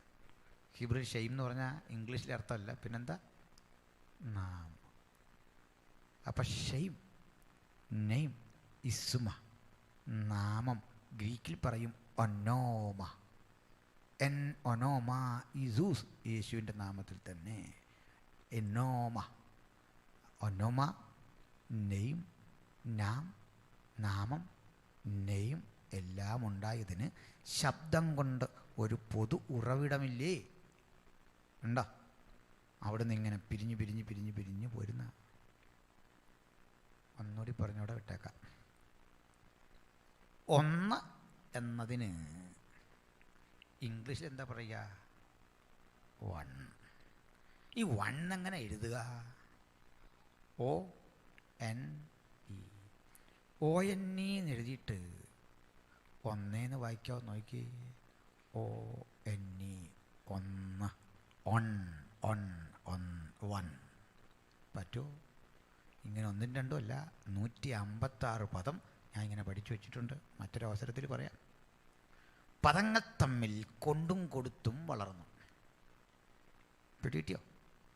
കൊണ്ടും കൊടുത്തും വളർന്ന. നമ്മൾ മലയാള പദങ്ങൾ പോലും ഈ യഹൂദന്മാർക്ക് കൊടുത്തിട്ടുണ്ട്. യഹൂദന്മാരുടെ പദം നമ്മൾ എടുത്തിട്ടുണ്ട്. ബാക്കി തരാൻ പറയില്ലേ? ബാക്കി അറബിപ്പദ. തർക്കമുണ്ടെങ്കിൽ കച്ചേരി പോകുമെന്ന് പറയില്ലേ? അറബിപ്പദവ. അറബി, എബ്രായ, അങ്ങോട്ടും ഇങ്ങോട്ടുമൊക്കെ നമ്മൾ കൊടുത്തു. അപ്പോൾ എല്ലാ ഭാഷയും കൊണ്ടും കൊടുത്തും വളർന്നതാണ്. പക്ഷേ അലക്സാണ്ടറുടെ കാലത്ത് ഭാഷ ഒരു പ്രശ്നമായപ്പോൾ ഇയാൾക്കിതൊന്ന് പരിഹരിക്കണം. അങ്ങനെ പരിഹരിച്ചു വന്നപ്പോൾ അദ്ദേഹം പറഞ്ഞു, ലോകത്തിന് തൻ്റെ ആധിപത്യത്തിന് കീഴിൽ ഒരു ഭാഷയേ പാടുള്ളൂ.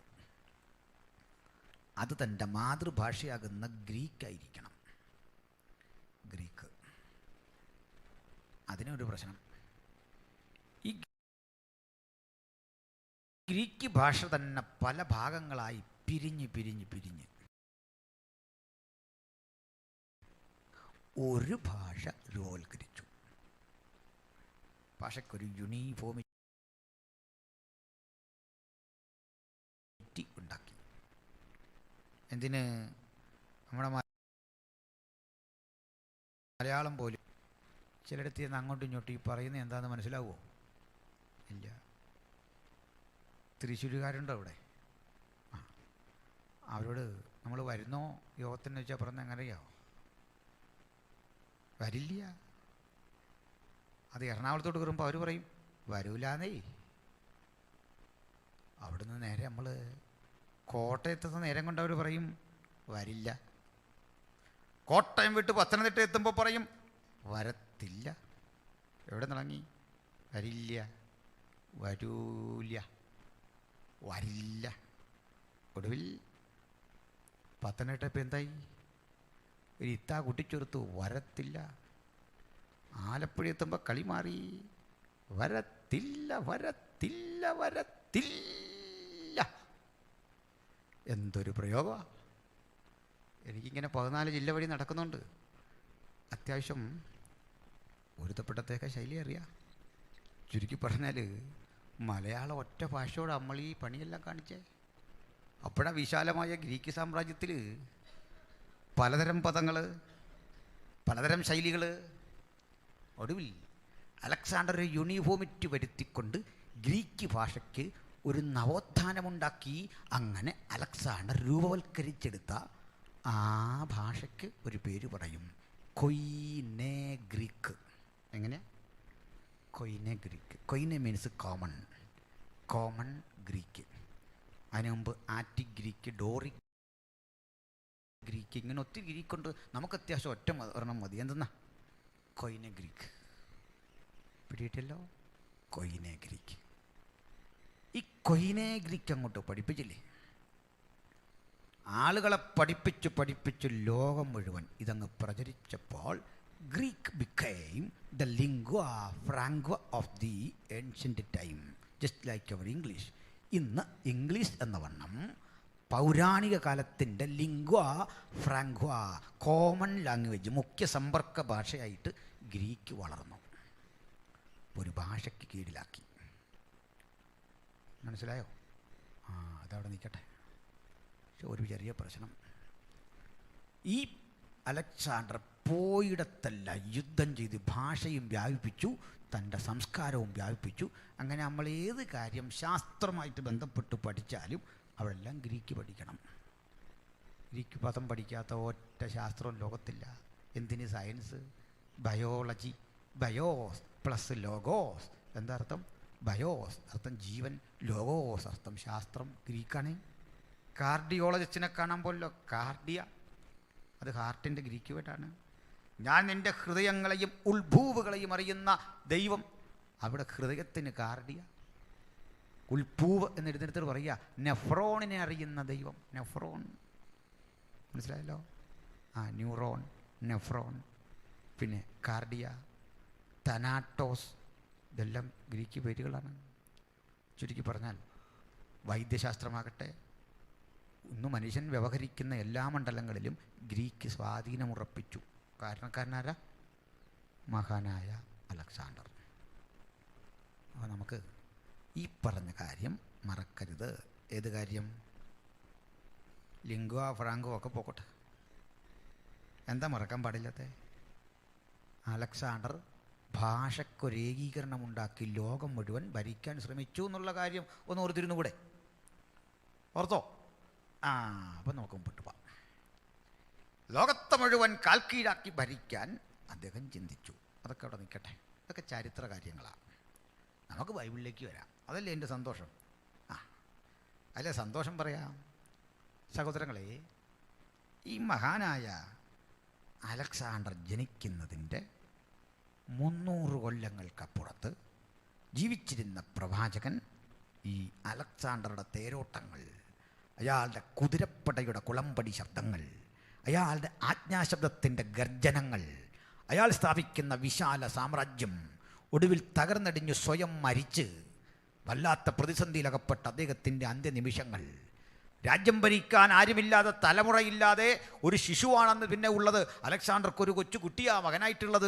ആ മകൻ്റെ പക്കൽ രാജ്യഭേരമേൽപ്പിക്കാനാവാതെ അനാഥത്വത്തിൽ രാജ്യമാകുന്നത്, ഒടുവിൽ രാജ്യം 4 തുണ്ടുഭൂമിയായി വെട്ടിപ്പിളർന്ന് പല വഴിക്കായി പോകുന്ന കാഴ്ചയുമൊക്കെ ബൈബിൾ കൃത്യമായി പ്രവചിച്ചു 300 കൊല്ലം മുമ്പ്. മാത്രമല്ല, അലക്സാണ്ടർ എന്ന മനുഷ്യനെക്കുറിച്ച് 300 കൊല്ലങ്ങൾക്കപ്പുറത്ത് കൃത്യം പ്രവചിക്കാൻ ധൈര്യം കാട്ടിയ പുസ്തകം വിശുദ്ധ ബൈബിളാണെന്ന് മാത്രമല്ല, അലക്സാണ്ടർക്ക് വേണ്ടി ബൈബിളിലെ ഒരധ്യായം തന്നെ മാറ്റിവെച്ചു എഴുതാൻ. ആ അധ്യായം ഏതാന്ന് മറക്കണ്ട. ചാപ്റ്റർ 8, ദാനിയേൽ പ്രവചനം. എന്താ ചാപ്റ്റർ 8 നമ്മൾ കൊടുത്ത ഹെഡിങ്? ആട്ടുകൊറ്റനും കോലാട്ടുകൊറ്റനും. അതിപ്പോൾ അലക്സാണ്ടറാന്ന് എങ്ങനെ പറയുന്നല്ലേ? ചുമ്മാ ഉപദേശി വ്യാഖ്യാനിച്ച് പറയുക എന്നുള്ള ഒരു ധാരണ കേൾക്കണ്ട. നമുക്കങ്ങോട്ട് പഠിച്ചു പോകാം. സന്തോഷമാണോ? ആ, അപ്പോൾ അതിലേക്ക് കിടക്കാം. സമയമാകുമ്പോൾ ഒരു സിഗ്നൽ തന്നാൽ മതി. അപ്പോൾ 8-ാം അധ്യായത്തിലേക്ക് വന്നെങ്കിൽ നമുക്ക് ഈ പറഞ്ഞ കാര്യം ഒന്ന് തീർത്തു പോകാൻ പറ്റുള്ളൂ. വായിച്ചോ. 8:1. ദാനിയേൽ എന്ന എനിക്ക് ആദിയിൽ ഉണ്ടായതിന്റെ ശേഷം ബേൽശസ്സർ രാജാവിന്റെ വാഴ്ചയുടെ 3-ാം ആണ്ടിൽ, അത് 3-ാം വർഷം, മറ്റേ 1-ാം ആണ്ടിലാണ്. ഇത് 3-ാം ആണ്ടിൽ ഒരു ദർശനമുണ്ടായി. ഉണ്ടായിക്കോട്ടെ, വായിച്ചോ. ഞാൻ ഒരു ദർശനം കണ്ടു. ഏലാം സംസ്ഥാനത്തിലെ, ഏലാം സംസ്ഥാനം മനസ്സിലായല്ലോ. ഏലാം സംസ്ഥാനത്തിലെ എവിടെ? ശൂഷൻ രാജധാനിയിലായിരുന്നപ്പോൾ എസ്തേർ പിന്നെ പോയിരുന്നില്ലേ? ഇത് പേർഷ്യൻ രാജാക്കന്മാരുടെ ശൈത്യകാല രാജധാനിയാണ്. അവിടെ ദാനിയേലിരിക്കുമ്പോൾ ഈ ദർശനം കണ്ടു. ഞാൻ ഊലായി നദീതീരത്ത് നിൽക്കുന്നതായി ദർശനത്തിൽ കണ്ടു. ഞാൻ തല പൊക്കിയപ്പോൾ 2 കൊമ്പുള്ള ഒരു ആട്ടുകൊറ്റൻ നദീതീരത്ത് നിൽക്കുന്നത് കണ്ടു. ഞാൻ കണ്ടത് 2 കൊമ്പുള്ള ഒരാട്ടുകൊറ്റൻ കടൽ തീരത്ത് നിൽക്കുന്നു. അതാ നിൽക്കട്ടെ. ഈ ആട്ടുകൊറ്റൻ ആരാണെന്നറിഞ്ഞിട്ട് മതി ബാക്കി കാര്യം. ചുമ്മാ ഒരാട് നിൽക്കുന്നു എന്ന് പറയുന്നത് നമുക്കെന്താ കാര്യം? ആട് നിൽക്കുന്നതെല്ലാം വ്യാഖ്യാനിച്ച് പോയെങ്കിൽ നമ്മൾ വ്യാഖ്യാനിച്ച് മടുത്തനുണ്ട്. ആരാണ് ഈ ആടെന്ന് അറിഞ്ഞിട്ട് മതി. അതുകൊണ്ട് ഈ വാക്യം വിടരുത്, കൈ അവിടെ വെച്ചുകൊണ്ടിരിക്കണം കുഞ്ഞെ. ഇപ്പോൾ നമുക്ക് 20-ാം വാക്യത്തിലേക്ക് പോകാം. ആട് ആരാണെന്നറിയാം. ആരാണ് ഈ ആട്ടുകൊറ്റൻ? അയച്ചോളൂ. 2 കൊമ്പുള്ളതായി നീ കണ്ട ആട്ടുകൊറ്റൻ പാർസി രാജാക്കന്മാരെ കുറിക്കുന്നു. എളുപ്പമായില്ലേ? ഇത് പേർഷ്യയാണ്.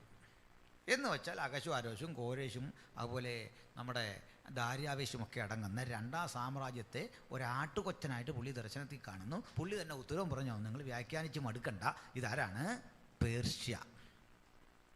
ഇത് പേർഷ്യൻ ഭരണകൂടമാണ്. പിന്നെ അടുത്ത പരുപരുത്ത കോലാട്ടുകൊറ്റൻ, അല്ലല്ല, ബാക്കി ആദ്യ വായിച്ചതിൻ്റെ ബാക്കി. ആ കൊമ്പുകൾ നീണ്ടവയായിരുന്നു. പേർഷ്യയുടെ പ്രത്യേകത കൊമ്പ് നീണ്ടതായിരുന്നു. പേർഷ്യൻ ഭരണകൂടത്തിൻ്റെ. അതാ ഞാൻ പറഞ്ഞ 2-ാം സാമ്രാജ്യത്തെക്കുറിച്ച് പഠിക്കാൻ മുമ്പോട്ട് പോയിട്ട് നമ്മൾ തിരിച്ചു വരുമെന്ന്. വായിച്ചു. ഒന്ന് മറ്റേതിനേക്കാൾ അധികം നീണ്ടത്. ഇതൊരു വിചിത്ര കൊമ്പ. ഒരു ചെറിയ കൊമ്പും ഒരു വലിയ കൊമ്പും ഇങ്ങനെ ഇരിക്കുക. ഒരു വികൃതിയുള്ള ഒരാട്. പിന്നെ അധികം നീണ്ടത് ഒടുക്കം മുളച്ചു വന്നതായിരുന്നു. ഒന്ന് മേദ്യയായിരുന്നു, ഒന്ന് പേർഷ്യയായിരുന്നു. പേർഷ്യ നീളം കൂടിയതായതുകൊണ്ട് കോരേശ് ഒടുവില രാജസ്ഥാനത്തെത്തിയത്. അതുകൊണ്ട് അധികം നീണ്ടത് ഒടുക്കം മുളച്ചു വന്നതായിരുന്നു. പിന്നെ ആ ആട്ടുകൊറ്റൻ പടിഞ്ഞാറോട്ടും വടക്കോട്ടും, മാസിഡോണിയക്ക് നേരെ വടക്കോട്ട് തിരിഞ്ഞ് അങ്ങോട്ടിടിച്ചു, തെക്കോട്ടിടിച്ചു. അങ്ങനെ ഇടിച്ചിടിച്ചിടിച്ച് യുദ്ധം ചെയ്ത് അടുത്തടുത്ത രാജ്യങ്ങളെ മുഴുവൻ വെട്ടിപ്പിടിച്ചു ഈ പേർഷ്യ. ഒരു മൃഗത്തിനും അതിന്റെ മുമ്പാകെ നിൽപ്പാൻ കഴിഞ്ഞില്ല. ഒരു മൃഗത്തിനും അതിന്റെ മുമ്പാകെ നിൽക്കാൻ കഴിയാത്ത പേർഷ്യ കരുത്തുറ്റൊരു രാജ്യമായി മാറി. പിന്നെ അതിന്റെ കയ്യിൽ നിന്ന് രക്ഷിക്കാകുന്നവനും ആരുമില്ല. അത് ഇഷ്ടം പോലെ ചെയ്തു വമ്പ് കാട്ടിപ്പോന്നു. കണ്ടോ? അങ്ങനെ വളർന്ന് നമ്മുടെ ഇന്ത്യ വരെ വളർന്നു. ബൈബിളിൽ ഇരിക്കില്ലേ ഇന്ത്യ വരെ അവർ വന്നു അല്ലേ? എസ്തേർ 1:1 8:9 പറയുകയാണ്, ഇന്ത്യ മുതൽ എത്യോപ്യ വരെ ഭരിച്ച അഹശ്വാരോഷ് ശിവൻ തന്നെ. ഇംഗ്ലീഷ് ബൈബിൾ വായിച്ചാൽ മതി വീട്ടിൽ ചെന്ന്. കണ്ടിട്ടില്ല ആ ഭാഗം? ഇന്ത്യയെക്കുറിച്ച് ബൈബിളിൽ ഒരിടത്തെ പരാമർശമുള്ളൂ നേരിട്ട്, 2 പരാമർശമുള്ളൂ. എസ്തേർ 1:1 8:9. ഇന്ത്യ മുതൽ എത്യോപ്യ വരെ ഭരിച്ച അഹശ്വാരോഷ്. ഒരതിര് അങ്ങ് എത്യോപ്യ ആണെങ്കിൽ അടുത്തത് ഇന്ത്യയാണ്. ഒന്ന് ഏഷ്യയുടെ അങ്ങ് ഏഷ്യ പസഫിക് മേഖലയാണെങ്കിൽ മറ്റൊന്ന് എവിടെയാണ്? അങ്ങ് ഒരു ആഫ്രിക്കൻ കൺട്രിയാണ്. അവിടെ മുതൽ ഇത്രയും ഉലകമടക്കി ഭരിച്ച ഒരു ചക്രവർത്തിയായിരുന്നു അഹശ്വേരോസ്. പേർഷ്യ ലോകം മുഴുവൻ വ്യാപിച്ചു. ഇടയ്ക്ക് ഈ പേർഷ്യക്കാരെക്കുറിച്ച് കൂടി ഒന്ന് പഠിച്ചു പോകണം.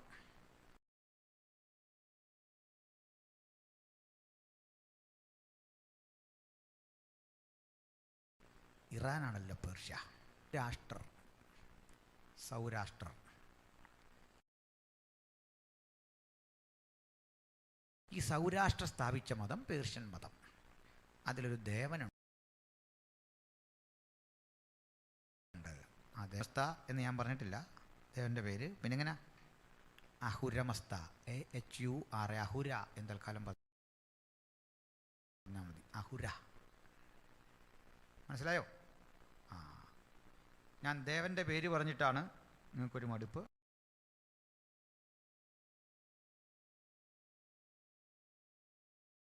അപ്പോൾ അവിടുത്തെ പിശാചിൻ്റെ പേര് പറയാമോ? പേടിക്കരുത് മകളെ, നിൻ്റെ വിചാരമല്ല എൻ്റെ വിചാരം. നേരെ ഇരി അവിടെ. ഇന്ന് പകൽ രാത്രിക്കാലം മകളെ നീ ഇവിടെ ശ്രദ്ധിച്ചിരി, അലമ്പരുത്. അതുകൊണ്ട് ഈ അവിടുത്തെ പിശാചിൻ്റെ പേര് പറയുമ്പോൾ കുഞ്ഞ് വിഷമിക്കല്ലേ. അവിടുത്തെ ദേവൻ്റെ പേര് അഹുര, പിശാചിൻ്റെ പേര് അഹ്രിമാൻ. എങ്ങനെയാ? വിഷമിച്ചത് പറഞ്ഞൊരു പ്രയാസം ഉണ്ടാക്കണ്ട. എങ്ങനെയാ പേര്? അഹ്രിമാൻ. ഞാനിത് നല്ല കൃപയുള്ള ആൾക്ക് വേണ്ടി പറഞ്ഞാണ്.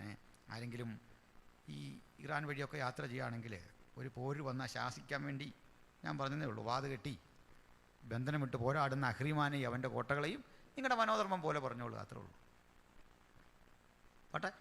അപ്പോൾ ഇവർക്കൊരു പ്രത്യേകത, ഈ Ahura Mazda is the god of light, വെളിച്ചത്തിൻ്റെ ദേവനാണ്. അഹൂരമസ്തെ ആരാധിക്കുന്നവർ വെളിച്ചത്തെയാണ് ആരാധിക്കുന്നത്. തീയൊക്കെ കത്തിച്ച് വെച്ച്. നമ്മുടെ നാട്ടിലൊക്കെ ഉണ്ട്. നമ്മുടെ രത്തൻ ടാറ്റയുമൊക്കെ ഈ പേർഷ്യൻ മതത്തിൻ്റെ ആളുകളാണ്. ടാറ്റ ഇന്ത്യയിലെ അത് പൊട്ടൊരു രസകരമായ മത. അവരാണ് ഇന്ത്യയിലേക്ക് ഈ ടൈപ്പുള്ള ഉടുപ്പ്, ഈ ജുബ്ബയൊക്കെ കൊണ്ടുവന്ന അവരാണ്. ജുബ്ബ, പേർഷ്യൻ പരവതാനികൾ, തബല എന്ന സംഗീതോപകരണം, ഹിന്ദുസ്ഥാനി സംഗീതം, ഇതെല്ലാം കൊണ്ടുവന്നത് ഈ പേർഷ്യക്കാരുടെ വരവ. അതിനൊരു ഘട്ടത്തിൽ പറയാം. പോട്ടെ. നല്ലൊരു സാമ്രാജ്യമാണ്. അപ്പോൾ അവരൊന്ന് പറഞ്ഞതേ ഉള്ളൂ. ഇങ്ങനെ വ്യാപിച്ചു കിടന്നു ലോകം മുഴുവൻ. ആട്ടുകൊറ്റൻ ഇഷ്ടം പോലെ ചെയ്തും വമ്പ് കാട്ടിയും പോന്നു. ഒരു ഘട്ടം കഴിഞ്ഞപ്പോൾ ആദ്യത്തെ രാജാക്കന്മാർ കോരശുവൊക്കെ മരിച്ചപ്പോൾ ആ നല്ല മനുഷ്യരൊക്കെ മരിച്ചു ഒടുവിൽ രാജ്യം അധപ്പതനത്തിൻ്റെ ആഴങ്ങളിലേക്ക് പോയി. പേർഷ്യ അതിൻ്റെ അഹന്തയുടെയും ആ തിന്മയുടെയും മൂർധന്യ ഘട്ടത്തിലേക്ക് കടന്നു. അതവിടെ നിൽക്കട്ടെ. അപ്പോൾ രണ്ടാം സാമ്രാജ്യത്തെക്കുറിച്ച് നമുക്ക് തൽക്കാലം അത് മതി. അടുത്തിലേക്ക് പെട്ടെന്ന് പോകണം. വായിച്ചാട്ട്. ഞാൻ നോക്കിക്കൊണ്ടിരിക്കുമ്പോൾ ഒരു കോലാട്ടുകൊറ്റൻ പടിഞ്ഞാറ് നിന്ന് നിലം തൊടാതെ. അവൻ്റെ വരവ് ശ്രദ്ധിച്ചൊരു കോലാട്ടുകൊറ്റൻ പടിഞ്ഞാറ് നിന്ന് നിലം തൊടാതെ സകല സർവഭൂതലത്തിലും കൂടി വന്നു. സർവഭൂതലത്തിലും കൂടി നിലം തൊടാതെ വന്ന ഈ കോലാട്ടുകൊറ്റൻ ആരെന്നറിഞ്ഞിട്ട് ഒരടി നമ്മൾ മുമ്പോട്ട് വെക്കുന്നുള്ളൂ. അവിടെ കൈവച്ചുകൊണ്ടിരിക്കണം. കുഞ്ഞെ മാറ്റല്. നമുക്ക് 21 വാക്യം വായിച്ച് അപ്പോൾ നമുക്ക് പിടികിട്ടും ആരാണ് ഈ കക്ഷി. പരുപരുത്ത കോലാട്ടുകൊറ്റൻ യവന രാജാവും. ആരാ കക്ഷി? യവനൻ. യവനൻ എന്ന് പറഞ്ഞാൽ എന്താ? ഗ്രീക്ക്. ഈ ഗ്രീക്കുകാരാന്ന് വിളിച്ചപ്പോൾ എന്തിനാ യവനൻ എന്ന് വിളിച്ചേ? അതിന് കാരണമുണ്ട്. ഈ റോമക്കാർ ഗ്രീക്കുകാരെ വിളിച്ച പേരാ ആയോണിയന്മാർ. എങ്ങനെയാ? ആയോണിയൻ.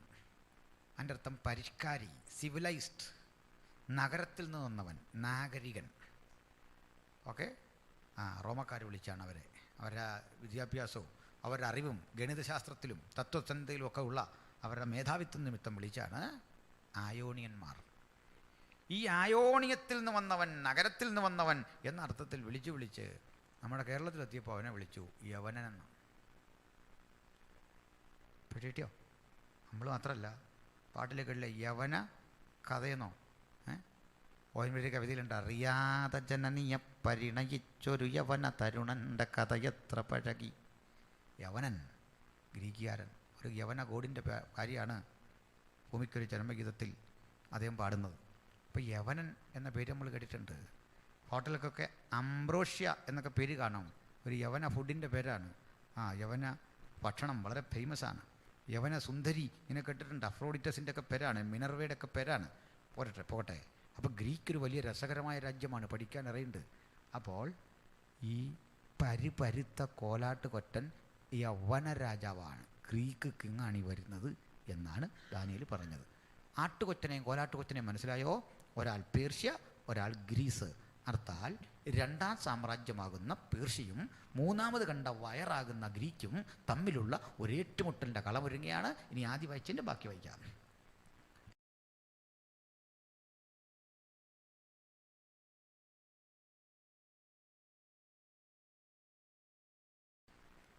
ആ കോലാട്ടുകൊറ്റന് കണ്ണുകളുടെ നടുവിൽ വിശേഷം ആട്ടുകൊറ്റന്റെ നേരെ ഉഗ്രക്രോധത്തോടെ ക്രുദ്ധിച്ചു ചെന്നു. പിന്നെ അത് ആട്ടുകൊറ്റനോട് അടുക്കുന്നത് ഞാൻ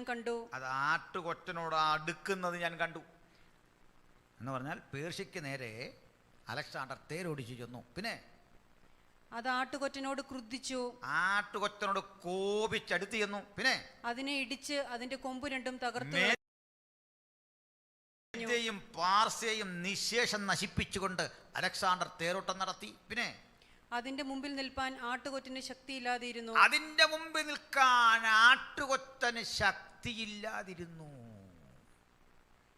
മനസ്സിലായല്ലോ? പേർഷ്യ തോറ്റു, അലക്സാണ്ടർ ജയിച്ചു. ഈ പേർഷ്യ കൂടി വിഴുങ്ങിയപ്പോൾ വയറെന്ന അർത്ഥം എത്ര കറക്റ്റായി? മനസ്സിലായില്ലേ? വചനം മനസ്സിലായോ? അപ്പം 3 സാമ്രാജ്യങ്ങളെക്കുറിച്ചുള്ള ഏകദേശ ചിന്തകൾ നമ്മൾ അവതരിപ്പിച്ചു. അതിൽ ഗ്രീക്ക് ഇനിയും നമുക്ക് പറയാനുണ്ട്, അത് നാളത്തേക്ക് മാറ്റിവെച്ചിരിക്കുന്നു. അലക്സാണ്ടറുടെ തേരോട്ടം, അവൻ്റെ രാജ്യം തകരുന്നത്, അവൻ്റെ അന്ത്യനിമിഷങ്ങൾ, ഇതെല്ലാം കൃത്യതയോടെ തിരുവെഴുത്തിൽ എഴുതി വെച്ചിട്ടുണ്ട്. നമുക്ക് അത്ഭുതം തോന്നുന്ന വചനത്തിൻ്റെ ആഴവും സത്യവും മർമ്മങ്ങളും ഈ പ്രവചന പുസ്തകം മുഴുവൻ സമ്പന്നമായി കിടക്കുന്നു. നിങ്ങൾക്ക് ആദ്യ ദിനങ്ങളിൽ കണ്ട ആ ബുദ്ധിമുട്ട് ഒട്ടേറെ മാറിയിട്ടുണ്ട് എന്ന് ഞാൻ ധരിക്കുന്നു.